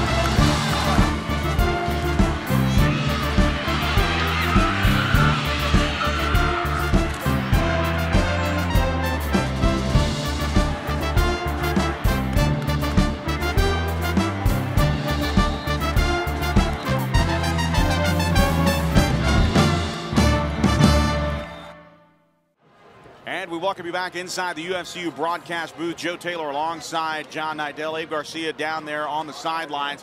24-2, your halftime score. Westlake over A&M Consolidated. So far, it's been a dominating performance, John. That's right, and the big key here in the second half for Westlake is to just limit the mistakes. I think they can get away with playing a conservative game, but a lot of athletes on A&M Consolidated, a powerful offense. Westlake's defense will have to come to play again in the second half to prevent any kind of comeback, and it's going to be important for A&M Consolidated to grab some momentum early and try to get some points on the board to try to get some confidence heading into the second half. Well, the offensive stats are not that impressive because it's been a battle of field position in a 25-mile-an-hour blue northern, if you will. 58 yards for Westlake to just 48 for A&M Consolidated, minus 20 rushing yards, and that's courtesy of the 4 first-half sacks that we saw from the Chaparral defense. 30 rushing yards, and you remember Westlake hasn't had a drive really start, at least a scoring drive, longer than 30 yards. In fact, you look across the stat sheet and you see a lot of 1 yard, 2 yards, 15 yards. I mean, it's all over the map, but it's because of the special teams play. Westlake has gotten the ball in Tiger territory for the majority of the afternoon, and when they haven't, the 2 drives in the first half that they did not, one led to the safety. So when you think about points off turnovers, really, even though the score is as lopsided as it is, with Westlake leading by 22 here about to start the third quarter, it's really been a battle of field position and mishaps on field position and not turnovers, John. Right. We talk about 7 points off of turnovers, but that's a little bit misleading.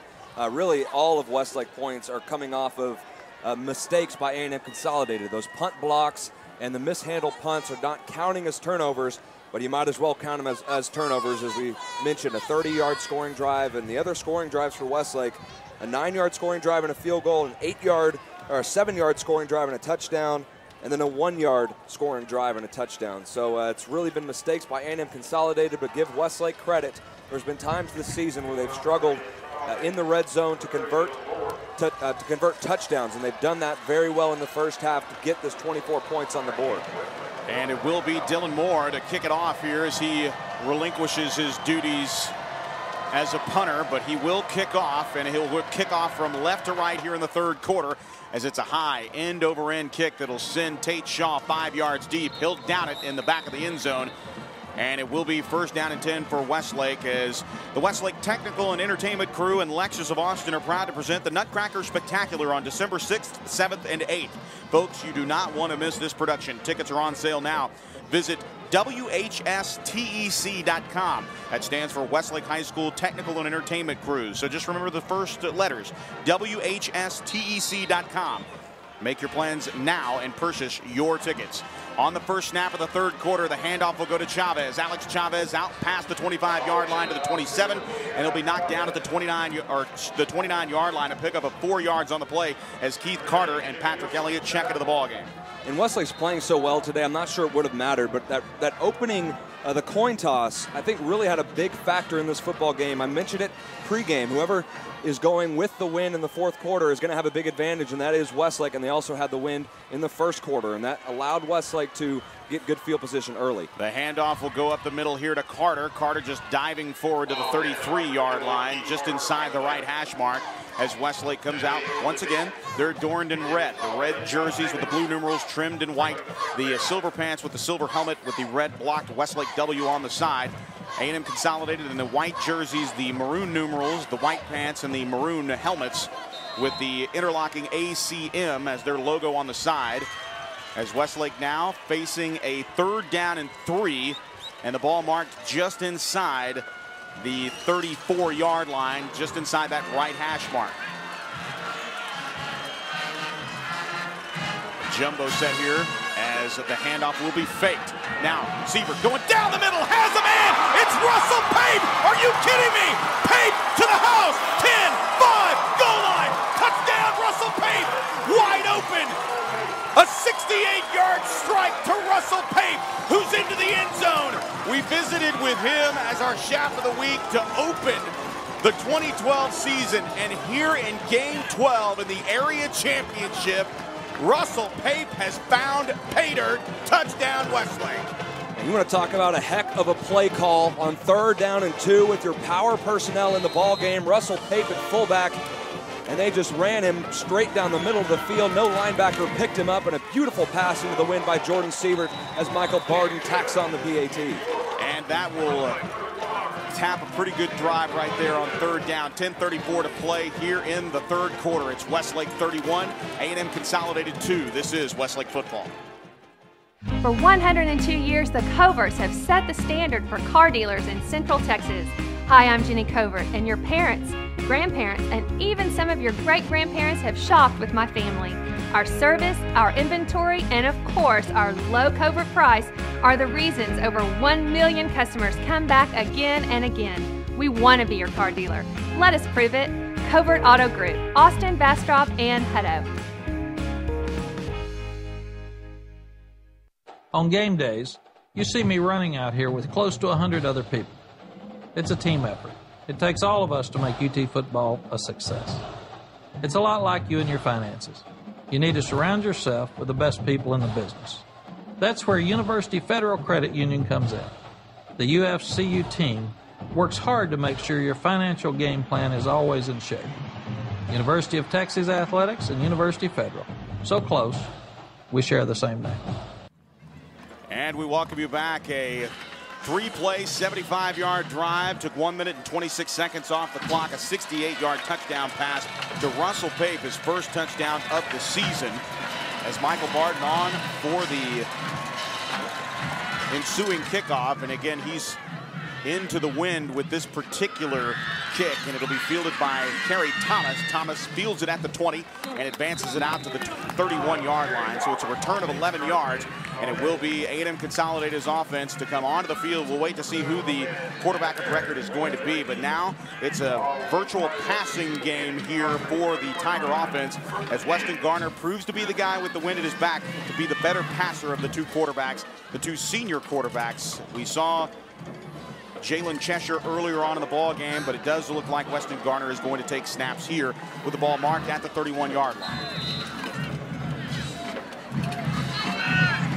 Motion man coming inside, passing it out here to the near side. That pass is caught at the 31-yard line, and nice job there by Karsten Hood, wrapping up Josh Motley.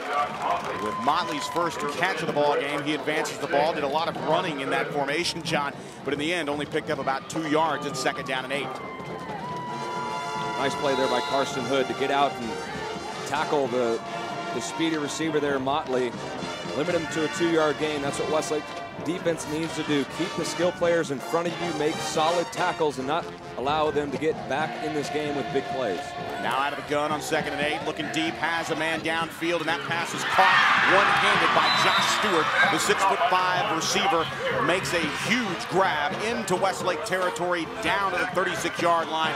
What a grab by Josh Stewart. That was impressive. Josh Stewart, 6 catches, 127 yards, 2 touchdowns in the first meeting of these two teams. Absolutely killed Westlake, especially in that 4th quarter. Ball down here inside Westlake's 37-yard line at the 36. A no-step drop now looking here to the near side. And that pass intended for Stewart here on the near side, and it's overthrown. 2nd down coming up here for the A&M Consolidated Tigers in their longest play from scrimmage of the day. And Garner just expecting a double move there from Josh Stewart. I believe it was Bennett Huddleston had good coverage. Did not bite on the hitch route by Josh Stewart, and Garner just sailed it 10 yards downfield past Stewart. 2 wide receivers to the far side left, 1 here to the near side right. The ball on the right hash mark as A&M moves left to right. The pass is low, but caught on a knee by Derek Dick at the 30-yard line. It's a pickup of 6 yards on the play, but still short of a first down with the wind at the backs of the Tigers. Ball marked at the right hash mark, and the wind still whipping down on the Waco ISD field turf. 2 wide receivers to the far side left here, 2 to the near side right with Stewart. 1-on-1 here to the near side, and now just an inside handoff. The ball is loose, and Westlake has it at the 40 to the 45-yard line. And the referee actually blocked the young man who recovered the fumble, and it was Michael Edwards that came up, and Michael Edwards actually got blocked out of the play by the referee, Keith Hopkins. Otherwise, he's still on his feet. But a takeaway for the Westlake defense after the longest play from scrimmage. On that pass play to Josh Stewart, it looked like A&M Consolidated was on the move here and finally getting some rhythm on offense. But on that misdirection, late handoff, the ball hit the turf, and Edwards came up with it, and now it's Westlake football at the A&M Consolidated 47-yard line as they lead 31-2 with 9:01 to play here in the 3rd quarter. 2 wide receivers to the far side right. The Shaps going on the ground, and it's Alex Chavez to the 35 or 45-yard line. In fact, the nose of the football will be just outside the 45-yard line. It's a pickup of about a yard for Alex Chavez, and it's 2nd down and 9. And that play for A&M Consolidated on that 3rd down was just all out of whack. It was a delayed draw, but it was just took too long, and it looked like a little indecision by Garner whether to drop back and throw it or whether to put it in the belly of the running back, and just a bad exchange and a bad play for the Tigers. Now on 2nd and 8, Jordan looking, has a man downfield and getting loose and making a leaping grab inside the red zone. Wow, it's Zach Dansby as Dansby comes up with a huge pass play inside the 15 down the 14-yard line. 1st and 10 for Westlake inside the red zone. I don't know, maybe Abe Garcia can give us some insight here. I don't know if the wind is down a little bit, but it looks like Jordan Sievert's having a nice time throwing into this wind here in the 3rd quarter, especially down the field there to Dansby, and then the touchdown to Pate. Now the toss out of the power eye goes to Chavez. Chavez inside the 12-yard line, inside the 10, and down to the 8-yard line. Let's go down to the sidelines at Abe Garcia. Abe? Hey, John, I'm not sure if the wind has died down any, but I just think that there's at least a little bit less pressure on Jordan Sievert in this half, being up such a big lead. He's put 2 throws on the button right here. Also, you have to look at the morale of the A&M Consolidated Tigers. Got a lot of hands on the hips, arms crossed on the sidelines. They look down. It's a 6-yard pickup for Alex Chavez. The ball marked at the right hash mark. They can pick up a first down, do the Chaparrals inside the 5. A toss sweep here to Chavez. Chavez cutting it back inside. Chavez still on his feet as he rumbles his way down inside the 2-yard line. He'll have the first down. Gang tackling on the far side as Chavez is knocked out of bounds, but it's not for lack of effort, and it's 1st and goal for Westlake at the Tiger 1-yard line. And when you come out, going back to Abe's point, when you come out of the locker room down 24-2, you're still hyped up. You think we just need to make a play and we can be back in this ball game. It really takes just one play to break your back, and that play was that 68-yard touchdown to Russell Pape. Absolutely demoralized this A&M Consolidated team. I formation to the right side on 1st and goal from the 1. The handoff goes to Cantor. Or check that, it's actually Alex Chavez. I thought maybe they might have snuck Cantor in there on a lead draw. But it's Chavez, and he goes nowhere. So again, 2nd and goal from the 1-yard line. We are live from Waco ISD Stadium here in Waco, Texas for the Region 2 5A Area Championship. Right now, the Chaps knocking on the door of a 31-2 lead right now, trying to put 7 more on the board. And all of a Michael Edwards fumble recovery. And now here's the toss, this time inside the 1-yard line, driving his way into the end zone, and that's a touchdown. Westlake and Alex Chavez has scored yet again from 1 yard out. Touchdown, Chaparrals. Just converting the mistakes into touchdowns. That's what Westlake has done here today to get up 38-2. If Michael Barden can add on this PAT, just terrific, just opportunistic football for the Westlake Chaparrals. And this offensive line has played very well today in the running game. Jordan Sievert has played nicely in this 3rd quarter. Michael Barden tacks on the extra point with 6:48 to play in the 3rd quarter. It's Westlake 38, A&M Consolidated 2. You're listening to live coverage of Westlake football. At age 40, attorney and Marine Corps reservist David Little was the picture of health until the left side of his body went completely numb. We were on the phone while he was driving home when he suddenly stopped talking. My dad had a stroke when he was driving me home. I'm just really glad he ended up at St. David's, South Austin. St. David's, South Austin saved my life. Do you know what to do in an emergency? Visit stdavids.com to learn more. Bedbugs can invade your home via unexpected places, like from a college dorm room or a family trip. Bedbugs are hard to detect and almost impossible for a homeowner to get rid of themselves. ABC's heat remediation process is the most effective non-chemical treatment available. Heat gets rid of bedbugs in a matter of hours with no damage to household contents. With a single treatment, rooms can return to normal use free of bedbugs. For bedbug problems, call ABC Home and Commercial Services, specialists for your environment. And we welcome you back to live coverage of Westlake and A&M Consolidated. The Salon at the Domain scoring drive, 6 plays, 47 yards, took 2 minutes and 13 seconds off the clock. A 1-yard touchdown run by Alex Chavez, his 2nd of the ball game, his 7th on the season. And now Michael Barden kicking off into the wind, and it'll be a high, popped-up kick. And caught at the 31-yard line, so good field position there as Sturzlick, the 6', 155-pound senior, corrals the ball at the 31, and now Weston Garner and company will have to put together some serious positive karma, if you will, as the ball will rest inside the Tiger 32-yard line along the right hash. As now it's just a matter of Westlake not making big mistakes on the defensive side of the ball and really just holding from this point on with a 36-point lead here at 6:48 to play 3rd quarter. Out of the gun, Garner looking here to the near side. That pass caught by Dick, spins out of 1 tackle, and then he's absolutely hammered at the 41-yard line. Kenyon Mansky along with Bennett Huddleston there, along with Hudson Hall, who comes over to the 41-yard line and pops Derek Dick. It's a 9-yard pickup for Dick, but nice hitting there as Westlake keeps the skilled receivers and the skilled players in front of the defense. Now Dick going in motion from the right side. It'll be an option play, and Dick is snuffed out by Luke Womack as he comes up and makes a play back to the 35-yard line. And Luke is fired up as he brings down Dick at the 35-yard line. A huge loss of 6 yards as John Dodd checks into the ball game along with Anthony Patino, and Luke Womack jogs off the field, a very happy young man as he high-fives his D-line coaches.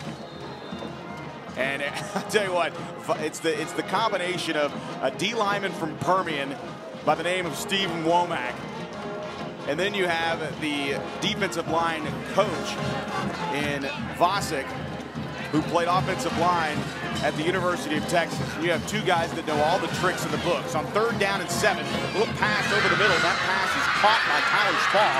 Spall makes one elusive move at the 40-yard line and then falls for it for a 1st down. So a nice play there as Spall able to get the ball out to the 45-yard line before he's knocked it out of bounds, and it's a 1st down for A&M Consolidated. Consolidated just needs to do something to get into a rhythm on offense. They're trying these short passes to allow Weston Garner to settle in and get into a rhythm, and then hopefully if Westlake's defense maybe cheats up, they can complete a deep ball on one of these Westlake corners. First down and 10 from the 46-yard line in Tiger territory. Garner with time. That pass caught and then absolutely drilling the football. That's a fumble, and Westlake has it. Kerry Thomas came down, and the officials did not rule him down at the 44-yard line. And that pass is caught by Thomas and fumbled and recovered by Westlake. And it was Mason Pitts that got his hands on the football. A nice job there as Westlake comes up with the fumble recovery, and Karsten Hood was the one that forced the fumble on Kerry Thomas, who made a great play over the middle and then absolutely hammered by Karsten Hood as Mason Pitts recovered the football. It's the second turnover here in as many drives for A&M Consolidated. So as they move the football, pick up a first down, once again, the Chaparrals force a turnover. It's 1st and 10 from their own 43-yard line as now Westlake moving right to left with the wind to their face. A triangle of receivers on the far sideline. This time the handoff will go up the middle. Actually, will stay with Jordan Sievert. And Sievert will fall forward from the 41 to the 42-yard line. Kyle Chisholm on the stop as Alex Chavez checks into the ballgame. And A&M Consolidated's offense has really moved the ball well here in the third quarter. Just 2 fumbles on their 2 drives, both in Westlake territory. Absolute backbreakers for a team that came into this quarter down 24-2. And now Westlake's offense can really just start to focus on running the football and wearing down this defensive front of A&M Consolidated. And on second down and what is technically 11, the handoff going to Alex Chavez straight at the gut along that right hash mark. Actually, it's Keith Carter out to the 46-yard line. Tonight's pickup of almost 5 yards on the play, setting up 3rd and long for Westlake.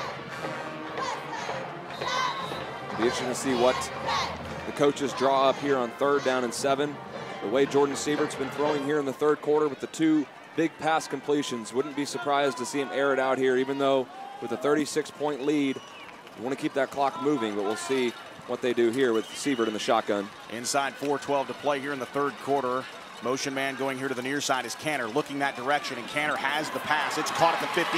He picks up the first down inside the 45, down to the 43-yard line. And we saw that play building here from the UFCU broadcast booth. The second Canner ran the wheel route out of the back of the formation in the backfield. We knew that Jordan Sievert was going to find the senior tail or halfback, and he did. The pass was a little low. Credit to Canner for picking it up and moving it across the chains and inside the 45-yard line down to the 43. And it's a first down for Westlake, and the clock moves inside 3:55 to play third quarter. Yeah, and Canner was running straight to the sideline, and Sievert made a nice throw to throw that ball inside, forcing Canner to plant, stop, and come back to the football.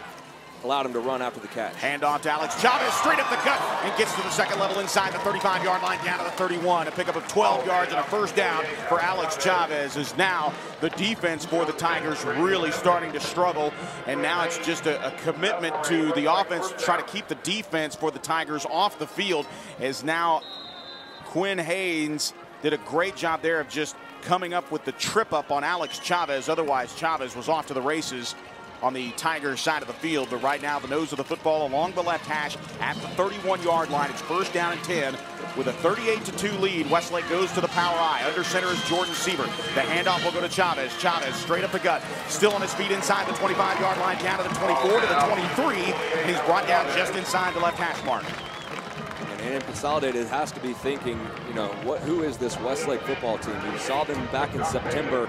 It was a team that was making mistakes on offense, dropping the ball in the backfield. We have not seen that really once on offense here today for the Westlake Chaparrals. It's been a clean game. We haven't seen a lot of penalties, not a lot of drop balls. Really has been maybe the best offensive game. You know, the stats are not going to be there yardage-wise, but the way they played here in the third quarter really has been a heck of a ball game so far for the Westlake Chaparrals. Only 2 penalties on the entire day. Both of them belong to Westlake. We'll finish that point here on the toss sweep under center. Jordan Sievert tosses it to Alex Chavez. Chavez rumbling his way just inside the numbers here on the near side.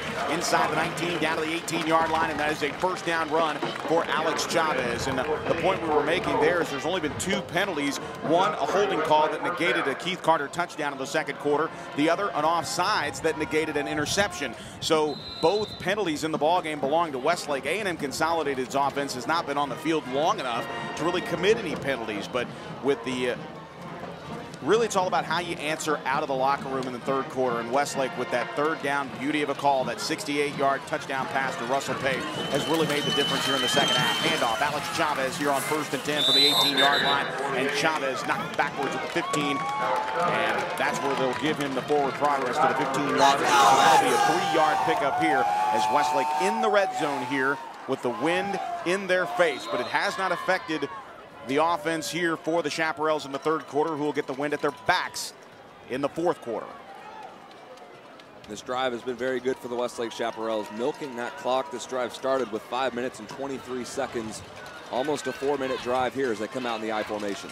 From the left hash mark, the handoff to Chavez. Chavez just stepping over one would-be tackler, now fighting his way out of one tackle inside the 5 as he rumbles his way inside the 5, but then is backed up to the 6-yard line. And give credit to Alex Chavez as KJ Dukes had a hold of him and would not let go. But Alex Chavez, just a battle of will before KJ Dukes knocked him back from the 5-yard line, and I thought that Alex might get loose. This is just a great run and a great effort run down to the 7-yard line by Alex Chavez, as finally pulling him down by the left arm was KJ Dukes. Yeah, I'm with you. I thought he might break free there as well. I was about ready to call that the play of the year for Alex Chavez. Would have been a heck of a run. It was nonetheless. 1st and goal for Westlake. On the toss to Keith Carter. Carter at the 5, kind of cartwheels his way down to the 5-yard line. He picks up 2 yards for his efforts. 2nd and goal, Westlake. And in this drive here, you know, you've got 2 backs with Alex Chavez and Keith Carter. You've been decimated with injuries to Ben Slaughter and Elliot Condos. You still have your 2 halfbacks with Russell Pape and Chris Cantor. But really now with a 36-point lead, you have to start thinking if some of those JV guys will get an opportunity here in the fourth quarter if the Westlake Chaparrals can punch it in. On 2nd and goal from the 5, rolling out. Jordan has a man in the end zone, and it's a touchdown. Zach Dansby for the 4th time this season. The tight end gets 6. Touchdown, Zach Dansby. Touchdown, Westlake. Just the play action and the rollout to the right. It's been a good play here today for the Westlake Chaparrals, as Sievert on that same play ran it in for a touchdown earlier in the first half. There had Dansby wide open in the end zone, and another good play call for the Westlake Chaparrals as they are absolutely rolling here this afternoon in Waco. The 5-yard touchdown pass good for Dansby. The point after touchdown good for Michael Barton. With 22 seconds remaining here in the third quarter, it's Westlake 45, A&M Consolidated 2. This is Westlake football. This winter, prepare to be amazed as Elisa's Dance Academy and the Westlake Symphonic Orchestra come together to perform a variety of holiday favorites. Join us December 6th, 7th, and 8th as the Westlake Technical Entertainment Crew and Lexus of Austin present the Nutcracker Spectacular. Tickets are on sale now. Get them online at WHSTEC.com or by phone at 474-5664.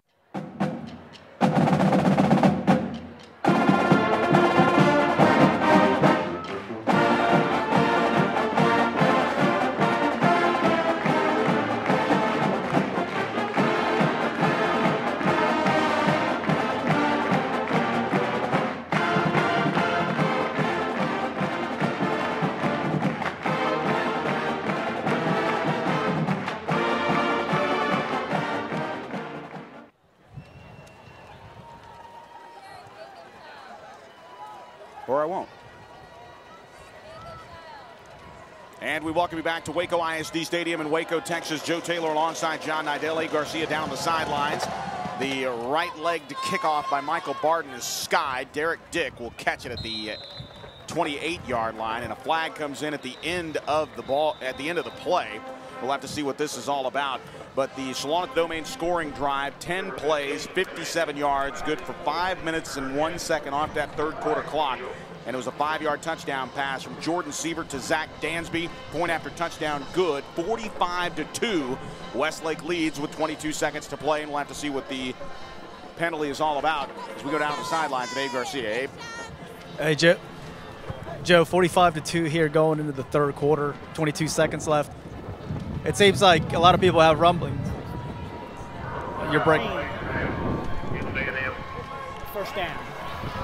And that's Mr. Hopkins there, drowning Abe Garcia out. Abe, I'll let you make that point here in just a moment. And it's a personal foul on the receiving team, so the bad gets worse for A&M Consolidated, as that 15-yard penalty will lead them back inside their own territory. In fact, inside the 15-yard line, nose of the football just outside the 14, as they move with the wind at their back. And it will be Jalen Cheshire to lead things out. The senior will hand it off. No, he will keep it, and he's absolutely smothered at the 13-yard line. What a huge pop on the end of that play by Michael Edwards, along with Mason Pitts in there as well. Back to the sidelines at Abe Garcia. Saying there, even though up 43 points here by going into the fourth quarter, Coach Allman is coaching this game as his feet were down 6 points. He knows how explosive the A&M Consolidated team is offensively, but you know what? He's taking no chances. This is playoff football. No doubt. Abe Garcia down on the sidelines, presented to you by Ticket City, ticketcity.com, your #1 source for tickets. And another flag has been thrown. Unsportsmanlike conduct on the offense. Half the distance to go. Unsportsmanlike. Still second down.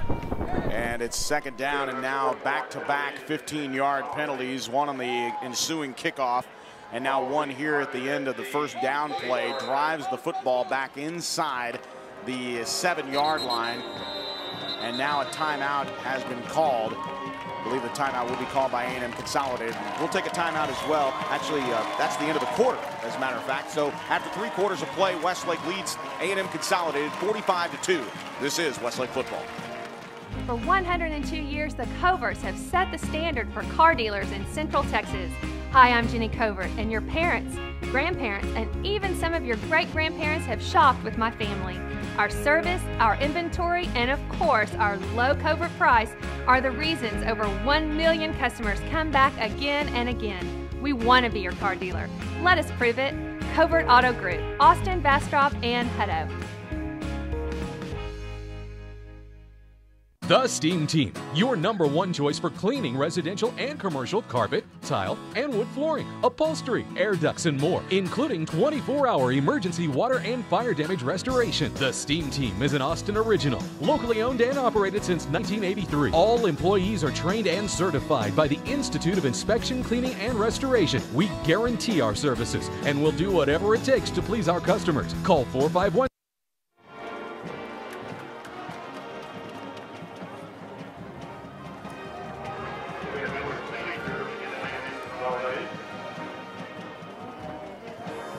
So the worse gets even worse for A&M Consolidated, as now this originally was an opportunity for them to scrimmage from their own 17-yard line, and back-to-back penalties, and now the encroachment call on the offense backs them up to the 4-yard line. So it is second down and 20 from the 4, and in the end zone out of the shotgun formation is Jalen Cheshire. Now he'll step up with room to run, but here comes the closing speed of Michael Edwards, and Michael Edwards drags him down at the 5-yard line, and Michael Edwards just great one-on-one technique, textbook tackling, and Cheshire is down at the 6-yard line. Yeah, good play there by Edwards, but the referees missed a massive holding there on the inside, as the Consolidated Tigers are pointing up to the replay board, angry about a missed call as well.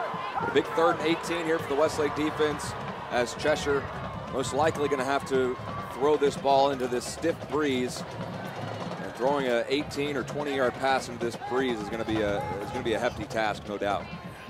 On 3rd down and 18 from the 6. Here comes the weak side rush from Derek Cohen, and that pass is low and incomplete. 4th down, and now a dangerous situation as the pass was intended for Daniel Hulse. Hulse unable to come up with it. Tate Shaw there defensively, and Derek Cohen on that weak side blitz was coming after the quarterback, Jalen Cheshire, and now it's punting time for the A&M Consolidated Tigers from their own 6-yard line. Very dangerous predicament here for the Tigers.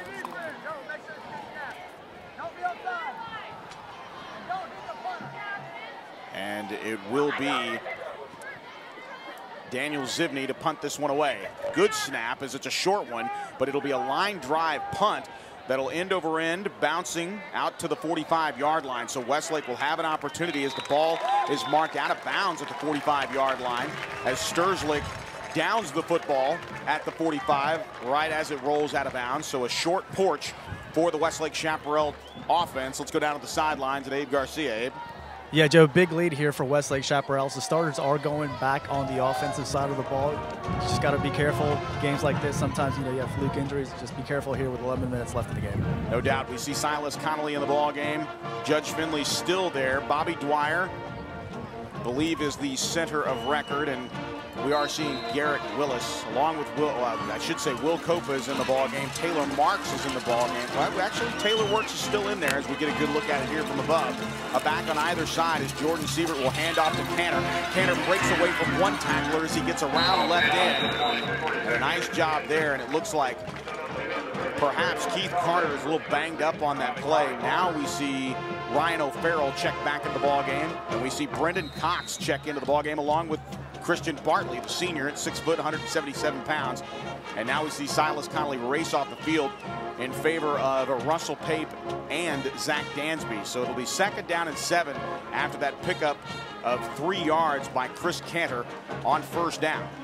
Power eye look under center is Jordan Sievert, a 5-man front here for A&M Consolidated.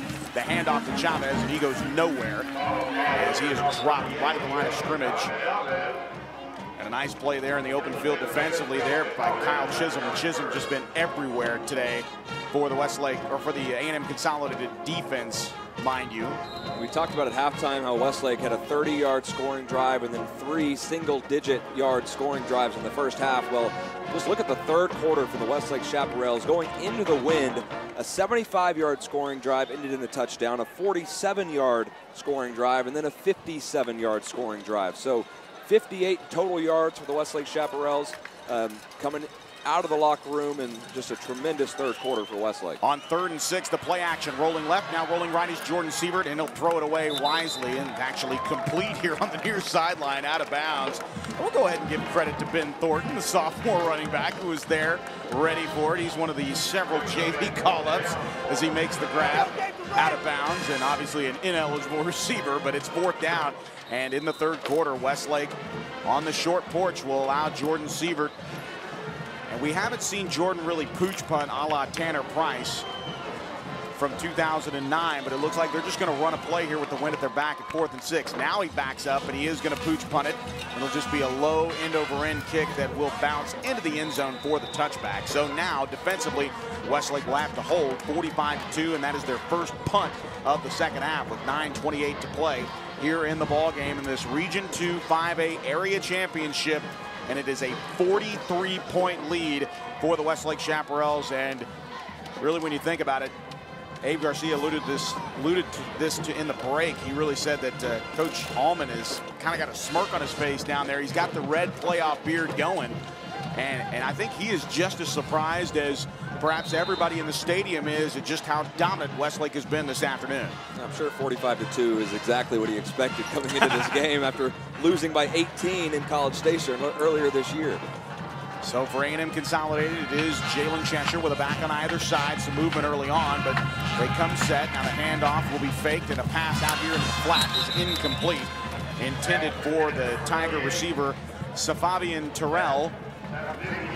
And I will say, coming into this game, you know, I thought Westlake had a bit of an edge, and I was reading the breakdown in the Statesman about the game, and it said the intangibles, they gave it to A&M Consolidated because of their win in September. And I thought, well, I would actually give those intangibles to Westlake because they lost to A&M. It's just emotionally, there's something about losing to a team and then getting to play them and getting a second chance. Out of the gun on 2nd and 10. Here comes the rush, and now that pass intended for Kerry Thomas, and it's incomplete as it was behind Thomas, and Cheshire trying to go to the air, and his accuracy befuddled a little bit here as the wind just absolutely whipping here at Waco ISD Stadium here in the Bruceville Eddy Triangle, as the Spurs radio voice Bill Schoenig would always call this place, especially when he was the voice of the Longhorns. And even Craig Way, the voice of the Longhorns presently, calls it the Bruceville Eddy Triangle, but it's actually been a victorious triangle for the Westlake Chaparrals. And now Gabe Duran is giving chase on Cheshire. He rolls out, fires downfield, and that pass is intercepted by Tate Shaw. Shaw has it inside the 20-yard line, down to the 18. First down Westlake as Tate Shaw, the junior backup safety, has himself an interception. Westlake football. And the third turnover for A&M Consolidated. in this second half on just 4 drives, just absolutely imploding. They imploded on special teams in the first half, and it's been offensively the turnovers coming in droves here in the second half, giving Westlake the football now at the 18-yard line. And Westlake has their average starting field position today has been in A&M Consolidated territory, so that has played a big factor in this game, and really Westlake winning all 3 phases of this game: defense, offense, and special teams, as Brandon Box runs late onto the field. And he lines up as a receiver on the far side of the field with Sean Rawlings in at quarterback, and now the zone read, the handoff for the Westlake Chaparrals will go to Malik Jacobs, and Jacobs, the sophomore, getting his first taste of playoff football as he rumbles the ball for a 2-yard gain. Christian Bartley checking into the ball game as now we start to see the bench empty a little bit here for the Chaps as Tate Shaw comes up with the interception, his second of the season. And Shaw rumbling the ball inside the 20-yard line down to the 18. It's a pickup of 2 yards by Jacobs on first down, and now 2nd and 8 with Rawlings running the show in the backfield. A receiver each way. Here's the snap. Zone read. The handoff will go to Jacobs. The flags come in at the end of the play. Jacobs loses yardage back to the original line of scrimmage to the 18-yard line, so it's a 2-yard loss. We'll have to see what the flag is all about. And Malik Jacobs, one of those players that came up from JV before the Austin High game after the injuries, of course, to Ben Slaughter. Offside. Defense. 5-yard penalty. Replay 3rd down. Yeah, it's an offside penalty, and it will be 2nd down after the 5-yard penalty gives Westlake positive yardage inside the 12-yard line, the nose of the football right around the 11. So it'll be 2nd down and 4. And for the Chaparrals, Rawlings in at quarterback, a clap of his hands with a receiver each way. Now rolling to the right, throwing to the right, and that pass is incomplete. Intended for Josh Latham here on the near side. Defended well on the near side by K.J. Dukes, the 5'9", 170-pound junior. And crashing down on that play was Garrett Karstens, the 5'11", 175-pound senior for A&M Consolidated. And this is an important time here for Sean Rawlings to get these reps. You're always one play away as a backup quarterback of being the starting quarterback, so it's important here.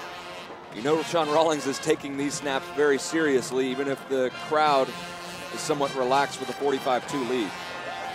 And on 3rd down, rolling right is Rawlings, looking now. He'll tuck it and run inside the 15, down to the 10. He sidesteps 2 would-be tacklers and avoids the sandwich hit, but colliding on the play, and this is dangerous territory here, colliding on the play downfield for the Tigers was actually, we have a 73 jersey number, but do not have the corresponding player.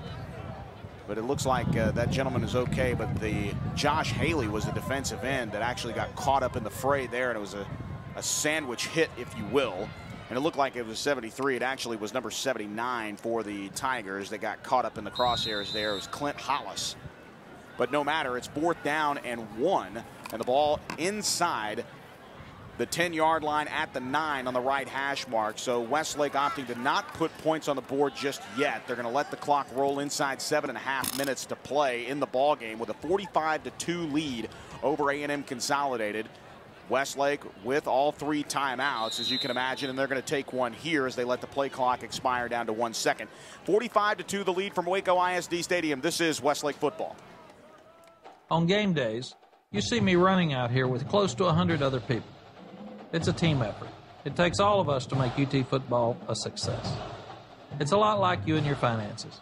You need to surround yourself with the best people in the business. That's where University Federal Credit Union comes in. The UFCU team works hard to make sure your financial game plan is always in shape. University of Texas Athletics and University Federal. So close, we share the same name.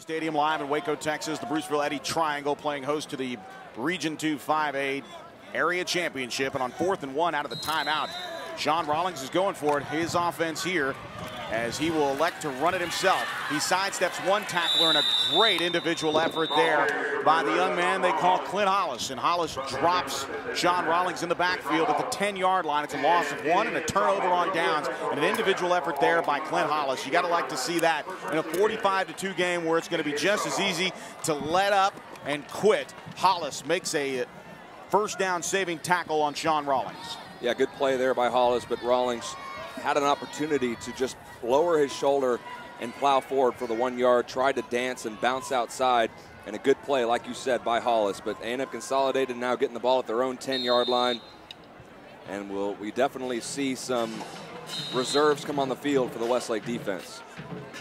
And now the Tigers on offense, still led by their senior signal caller, Jalen Cheshire, who came into the ball game 59% completions, 1,520 yards, and it has been a headache and a half for the quarterback position here today. The handoff will just go right up the middle, bouncing it out to the outside for the Tiger offense is Savavian Terrell.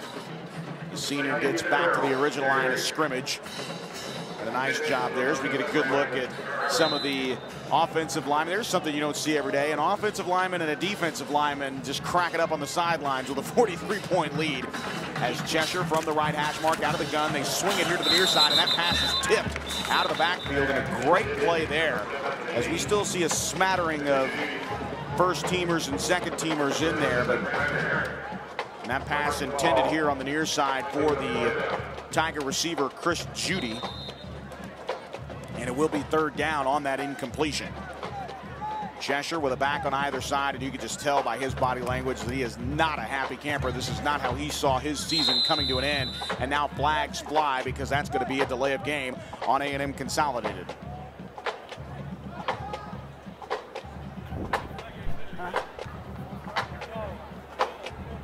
Substitution infraction on the offense. It's a legal substitution there as Keith Hopkins will signal that in. It's half a distance to the goal. So once again, I actually saw the play clock expire there, but it was an illegal substitution before the delay of game. 2 wide receivers each way on third down and 15. The ball marked at the 5-yard line along the right hash. Here in the fourth quarter with 6:50 to play. A 2-step drop in the end zone. Now Cheshire is chased. He'll roll here to the near side, looking, now firing it out of bounds, and it's incomplete. Fourth down and a heck of a punting situation yet again for the A&M Consolidated Tigers. Just good defense. Really doesn't matter who's in the game for the Westlake defense. They're playing a great football game here. Certainly the game of the year for this defense. Hoping to have this 6 minutes and 41 seconds go off the clock without giving up a touchdown or any points, really. It's just the 2 points on the safety. And a good play there by the whole defense. As we've said all year, it's been team defense for the Chaparrals. And we continue to say that even as the reserves come on the field. Nobody back deep to receive, as this will just be a short end-over-end kick that'll take a sideways bounce. Sturzlick downs it at what technically is the Tiger 32-yard line, and that's where the short porch begins for Westlake yet again. And it will be Westlake football. No doubt we'll see a lot of reserves, but it's a 43-point lead for Westlake and still a lot of football to be played. 6 minutes and 34 seconds left to play as we go down to the sidelines at Abe Garcia. Abe, what's the mood down there? Well, the mood's down here is pretty good for Westlake here on the bench. Everybody's pretty happy about the performances. But let's go back to John Nidell's point about the All-American Statesman and the intangibles A&M Consolidated. Didn't someone say that Consolidated was favored by 7 in this game? I don't know who that was. Yeah, I have no idea, but we'll have to bring you that in our post-game coverage. But the handoff will go straight up the middle. And making the carry there is actually not Ben Slaughter. You might have heard our public address announcer say that, but it's actually Christian O'Connor, as because of the late season and playoff call-ups, as Coach Allman told me, you can't put 3 digits on a football uniform, so we had to double up. So they look a lot like you would see a roster for a Texas home game where they have a lot of double 2s and double 3s. And Christian O'Connor gets his first carry of his varsity career here, and it's a no gain. Second down and 10 here. The ball marked at the 31-yard line. Rawlings still the quarterback of record with 2 wide receivers. O'Connor gets the carry. O'Connor again wrapped up right at the line of scrimmage. No gain there, as playing very, very well defensively up front is Coleman Dennis, the sophomore at 6'2", 225 pounds, wrapped up O'Connor. Now checking into the game for the Chaparrals is Grayson Cook, and we've seen him on varsity. He was part of that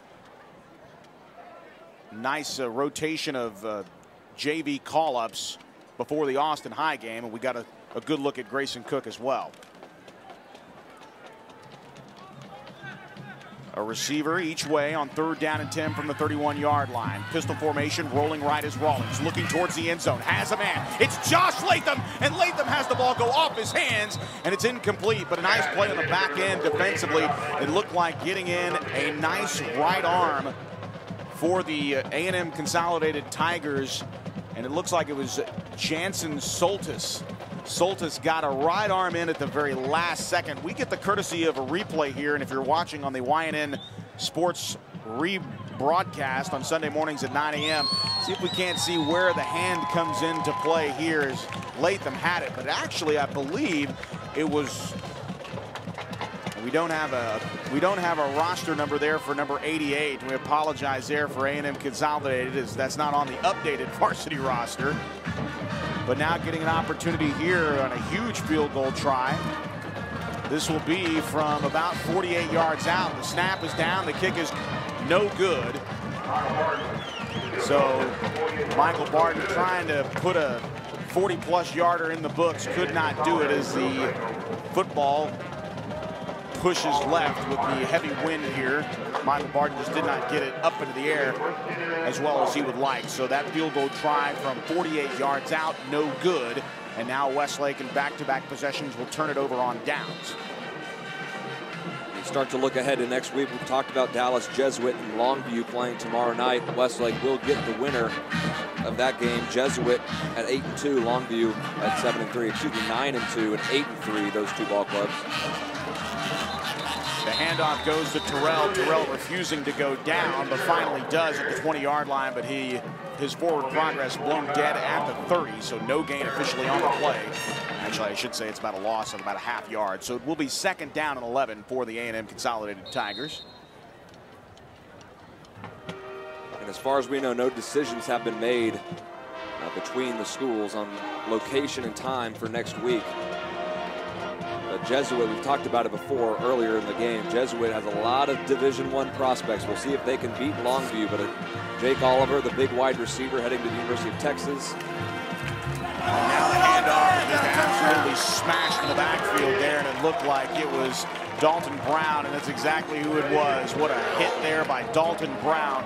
Lost his father earlier this year, and Dalton just coming in and making an absolute hit on Terrell in the backfield, and he brought him down with ease. So nice tackle for loss there by Dalton Brown. 3rd down and 13 on the loss and 2 on the play on the big pop by number 27. Yeah, we're seeing guys like Brown and Brandon Irick and Kenyon Mansky, guys that have played roles on this Westlake defense all year, making plays, and then a lot of other guys who might be getting their first opportunities for significant playing time. A back on either side as we see Gus Miller in the ball game. Gus with his first pass of the ball game, intended downfield for Brandon Jackson, and that pass incomplete. It's once again a 4th down play here for A&M Consolidated. They're forced to punt it away.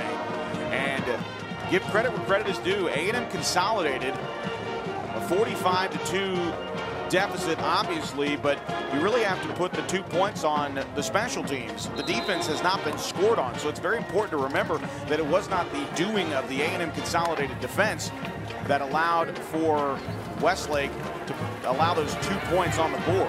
Now Zibney's going to just punt this one away. It's going to take a nice A&M Consolidated bounce inside the 35-yard line down to the 32, where Westlake will take over for the final 3:26 remaining in the ball game. 45-2 the lead here in the 4th quarter from Waco ISD Stadium.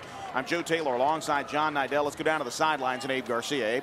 Yeah, Joe, you're alluding to, A&M Consolidated only scoring 2 points just off the safety. The fact that they've held a team that's averaged 38 points out of the end zone, or even in fact out of the red zone, is got to be really impressive. And Coach Allman's got to be really proud of the way his defense has played.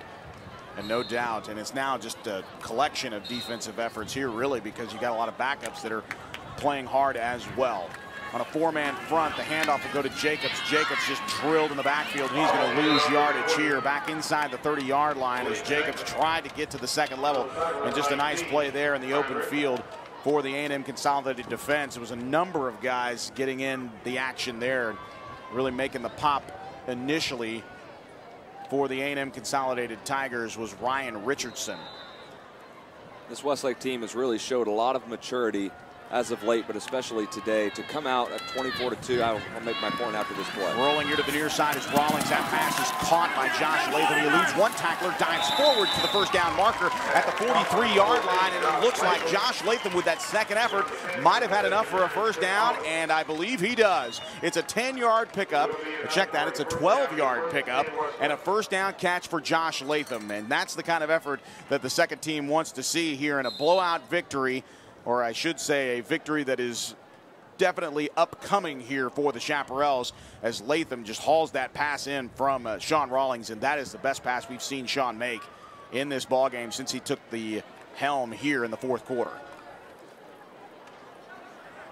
Two wide receivers to the far side left, one here to the near side right on 1st and 10 for the 43-yard line. And off to Jacobs. Jacobs straight up the gut to the 45-40. And no, it's actually Grayson Cook.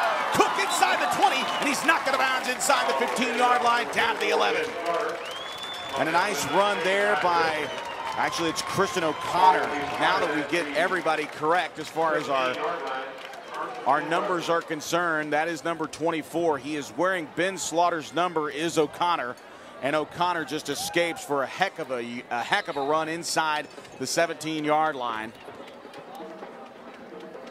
And that is a huge pickup for Christian O'Connor. Yeah, great to see those guys get in the game and make plays. You know, so often we see guys getting in the game in a blowout and they don't really get to make plays, but a great job there by O'Connor. On 1st down and 10 from the 17-yard lines inside the red zone. Now Jacobs gets the call. He's inside the 15 down to the 14-yard line. A 3-yard pickup, and the clock moves inside. 2 minutes to play here from Waco ISD Stadium. The Westlake Chaparrals trying to capture their area championship, and this will be the first time when Westlake has moved to Region 2. This program traditionally in Region 4 in 3 separate times where they've been reevaluated and realigned, and the Westlake Chaparrals have found themselves in Region 2. When the first time it happened, and I'll make the point after the play, on 2nd down and 7, inside 5 seconds on the play clock, a high snap, rolling left is Rawlings. Rolling left still is Rawlings. He escapes one tackler in the backfield, tucks it, spins his way down to the 10-yard line, and picks up a first down to the 9. What a huge effort there by Sean Rawlings. He's very close to the first down, I should say, but looks like they're going to mark him out of bounds just shy of that marker at the 10. Thought he might have got the extra push there at the end of the run, but it will be 3rd down, and they're actually saying that Rawlings made his way out of bounds right at the 10. So kind of difference of an angle there with Rawlings' run to the outside as Blake Jacobs checks out of the ball game. It'll be 3rd down and 3 officially with the first down marker just inside the 8-yard line. A receiver on either side on 3rd down. Rawlings with a handoff to O'Connor. O'Connor trying to get to the corner and does, but he's flushed out right at the stick inside the 9-yard line. And what a play on defense there by A&M Consolidated as O'Connor tried to turn the corner. You're right. It looked like he was going to have that edge and maybe be able to turn the corner, but one of those DBs out there, hard to see a number. But somebody made a great play. It's actually number 22, and it was Alex Lampo that made that hit to set up the 4th down play here. And it looks like Michael Barden is not going to have an opportunity because that's going to be the final play of the game as the clock rolls inside 10 seconds. So the Chaparrals are not even going to run a play. They'll let the 4th quarter clock expire. And just like that, the Westlake Chaparrals have been completely dominant today at Waco ISD Stadium as they collect the area championship round, and the trophy belongs to the Westlake Chaparrals as the clock expires here. The final score, Westlake 45, A&M Consolidated 2. We will take a 2-minute timeout. We'll be back for the post-game thoughts of Darren Allman, and of course we'll have player interviews from the sidelines as well. But again, the final score from Waco ISD Stadium, Westlake 45, A&M Consolidated 2. Back in 2 minutes. This is Westlake football. Have really all of them can do it, so it's a challenge, and the good news is we've seen it now a few times in some good offenses this year that have done that, and we do a little bit of it ourselves against each other too. So that's the challenge, and you know, their identity really are the guys up front. it's their defensive and offensive line, and those three big defensive linemen. That's been, I think, the mainstay for them the last couple of years. This winter, prepare to be amazed as Elisa's Dance Academy and the Westlake Symphonic Orchestra come together to perform a variety of holiday favorites. Join us December 6th, 7th, and 8th as the Westlake Technical Entertainment Crew and Lexus of Austin present the Nutcracker Spectacular. Tickets are on sale now. Get them online at whstec.com or by phone at 474-5664. At age 40, attorney and Marine Corps reservist David Little was the picture of health until the left side of his body went completely numb. We were on the phone while he was driving home when he suddenly stopped talking. My dad had a stroke when he was driving me home. I'm just really glad he ended up at St. David's, South Austin. St. David's, South Austin saved my life. Do you know what to do in an emergency? Visit stdavids.com to learn more. This winter, prepare to be amazed as Elisa's Dance Academy and the Westlake Symphonic Orchestra come together to perform a variety of holiday favorites. Join us December 6th, 7th, and 8th as the Westlake Technical Entertainment Crew and Lexus of Austin present the Nutcracker Spectacular. Tickets are on sale now. Get them online at whstec.com or by phone at 474-5664. And we welcome you back in what will be a very exciting bus ride home down I-35 as Westlake emerges victorious from the Region 2 5A Area Championship as victors. They pay back A&M Consolidated for the 35-17 non-district loss back in September with an absolute shellacking of the Tigers here in Waco. 45-2 the final score, and it was never in doubt from the second play, I should say, or really the third play of the opening series in the third quarter for Westlake, as the answer for the third down call, instead of running the play with the wind howling in the face of Jordan Sievert, they elected a play fake. And that play fake went from 68 yards to an unlikely target, Russell Pape, who collected his first offensive touchdown for the Westlake Chaparrals in this his senior season.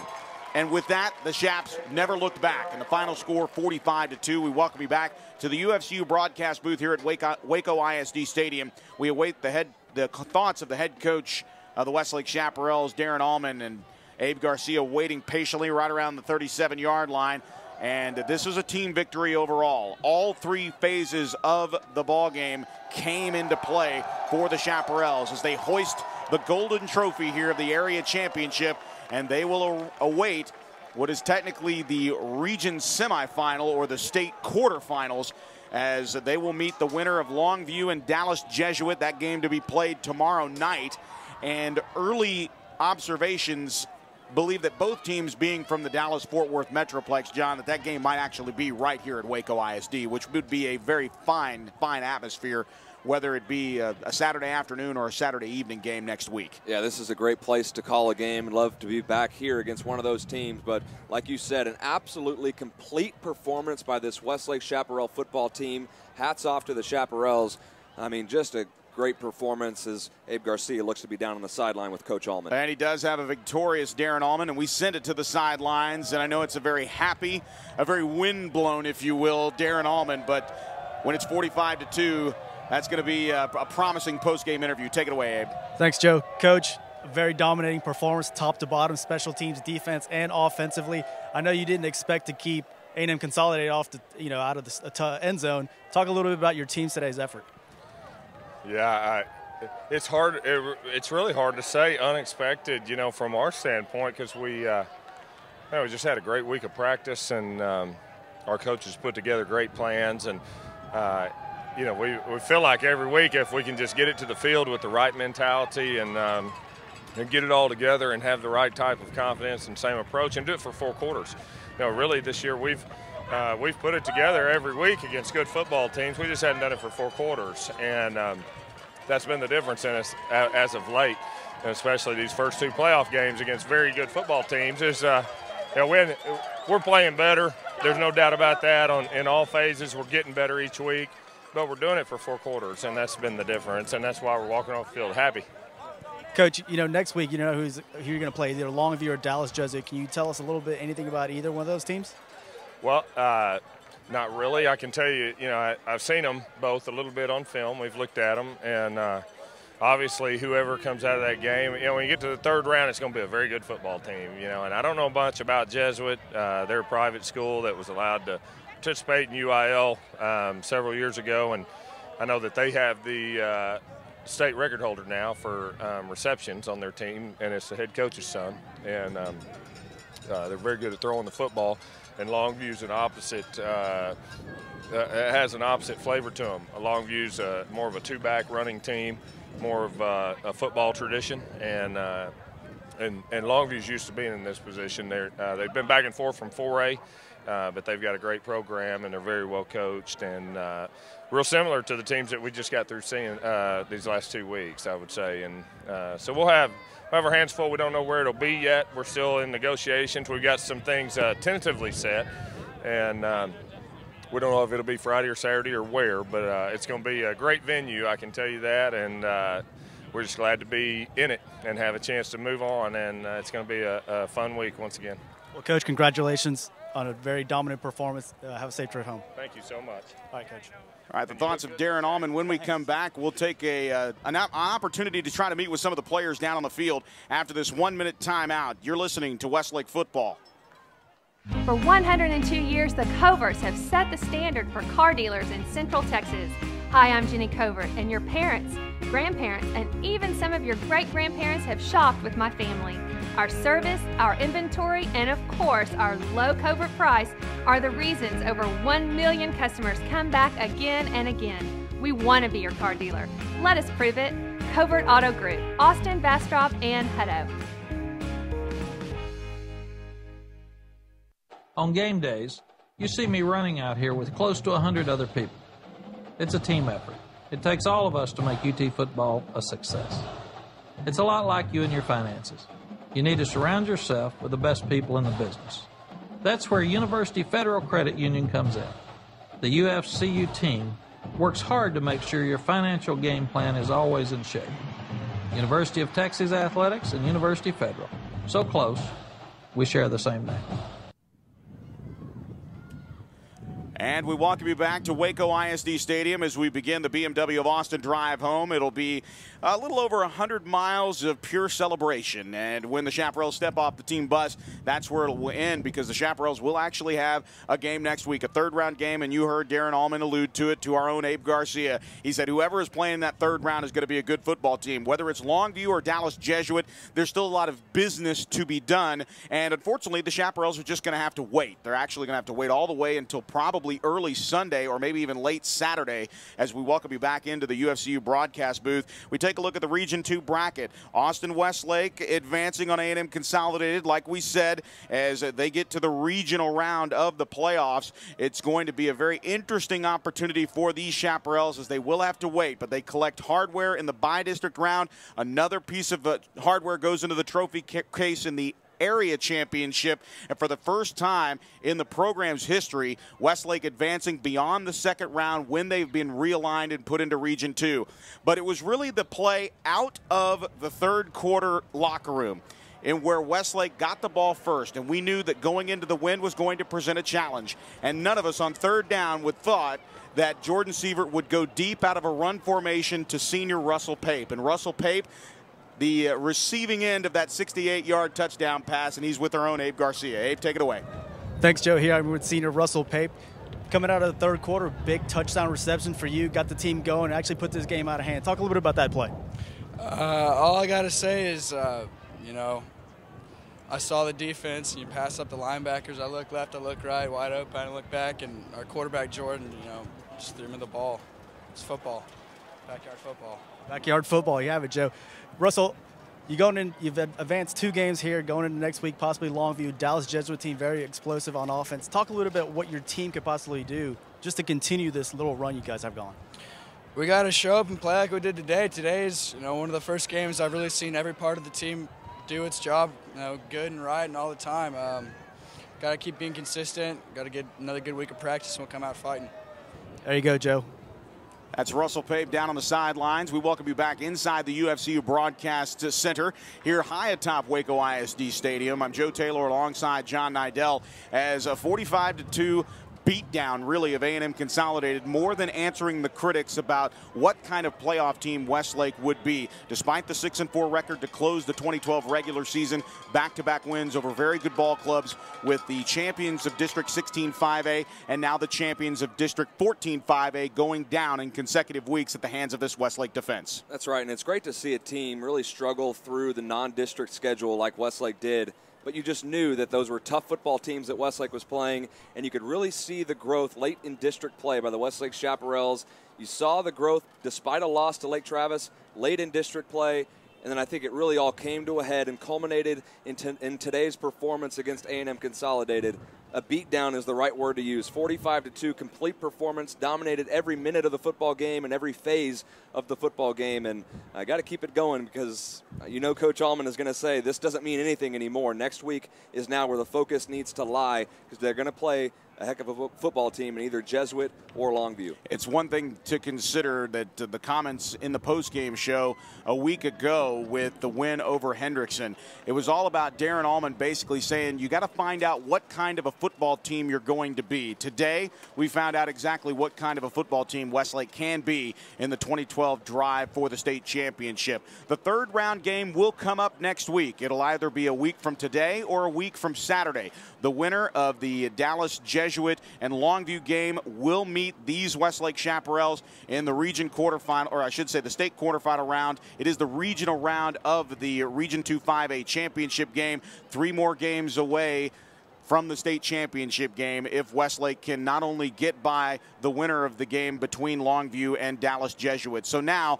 really when you think about it, John, it's not just a by-district win. It's not just an area win. Now the Chaparrals seem to start to smell what's going on here with this 2012 football team and the drive for a possible round of not only region finals, but also quarterfinals, semifinals, and then the state final. Right, and they're going to play a great football team next week. And if they win that game, they'll play another great football team. But at the same time, you got to like Westlake's draw in Region 2. The other regions have some big-time state powers in those regions. So the next 2 ball games look like they could be winnable for the Westlake Chaparrals, especially if they play like they did today. So Westlake got to feel good about themselves coming out of this game and on to next week. There are some Region 2 demons that have been exercised today for this Westlake football program. We mentioned back-to-back losses in the by-district round on the first opportunity where Westlake was realigned into Region 2. Those 2 losses came in consecutive years against the Pflugerville Panthers. The last couple of years, 1 and out in 2010 and 2011. Klein Oak, the demon, so to speak, defeating Westlake in the area championship round after Westlake had won the by-district championship. But 3 rounds deep for the first time in Region 2. This is something that the program and Darren Allman, along with the coaching staff, can really hang their hat on. But from the looks of it, they aren't done yet. So again, a hungry Westlake Chaparral team returns home. They will be in action in the 3rd round of the playoffs next week. We will have the broadcast right here and available for you, not only on live radio and internet stream, but also we will be rebroadcasting the ball game as well. And of course, you can watch the 45-2 destruction of A&M Consolidated on YNN Sports Cable Channel 1509 in the HD tier, part of Time Warner Cable service to the Austin and Central Texas community. That broadcast starts Sunday morning at 9 a.m., and you can watch all of the replays and all of the action live on tape, as it were. So we invite you to watch that on Sunday morning and join us next week as Westlake will take on the winner of Longview and Dallas Jesuit. For now, for Abe Garcia, John Nidell, and all the good folks that help us make the television broadcast happen, make sure you stay tuned to our post-game coverage live on the radio, but we will have a highlight reel for you as we close out our television coverage here from Waco ISD Stadium. Your final score: Westlake victorious over A&M Consolidated 45-2. This is Westlake football.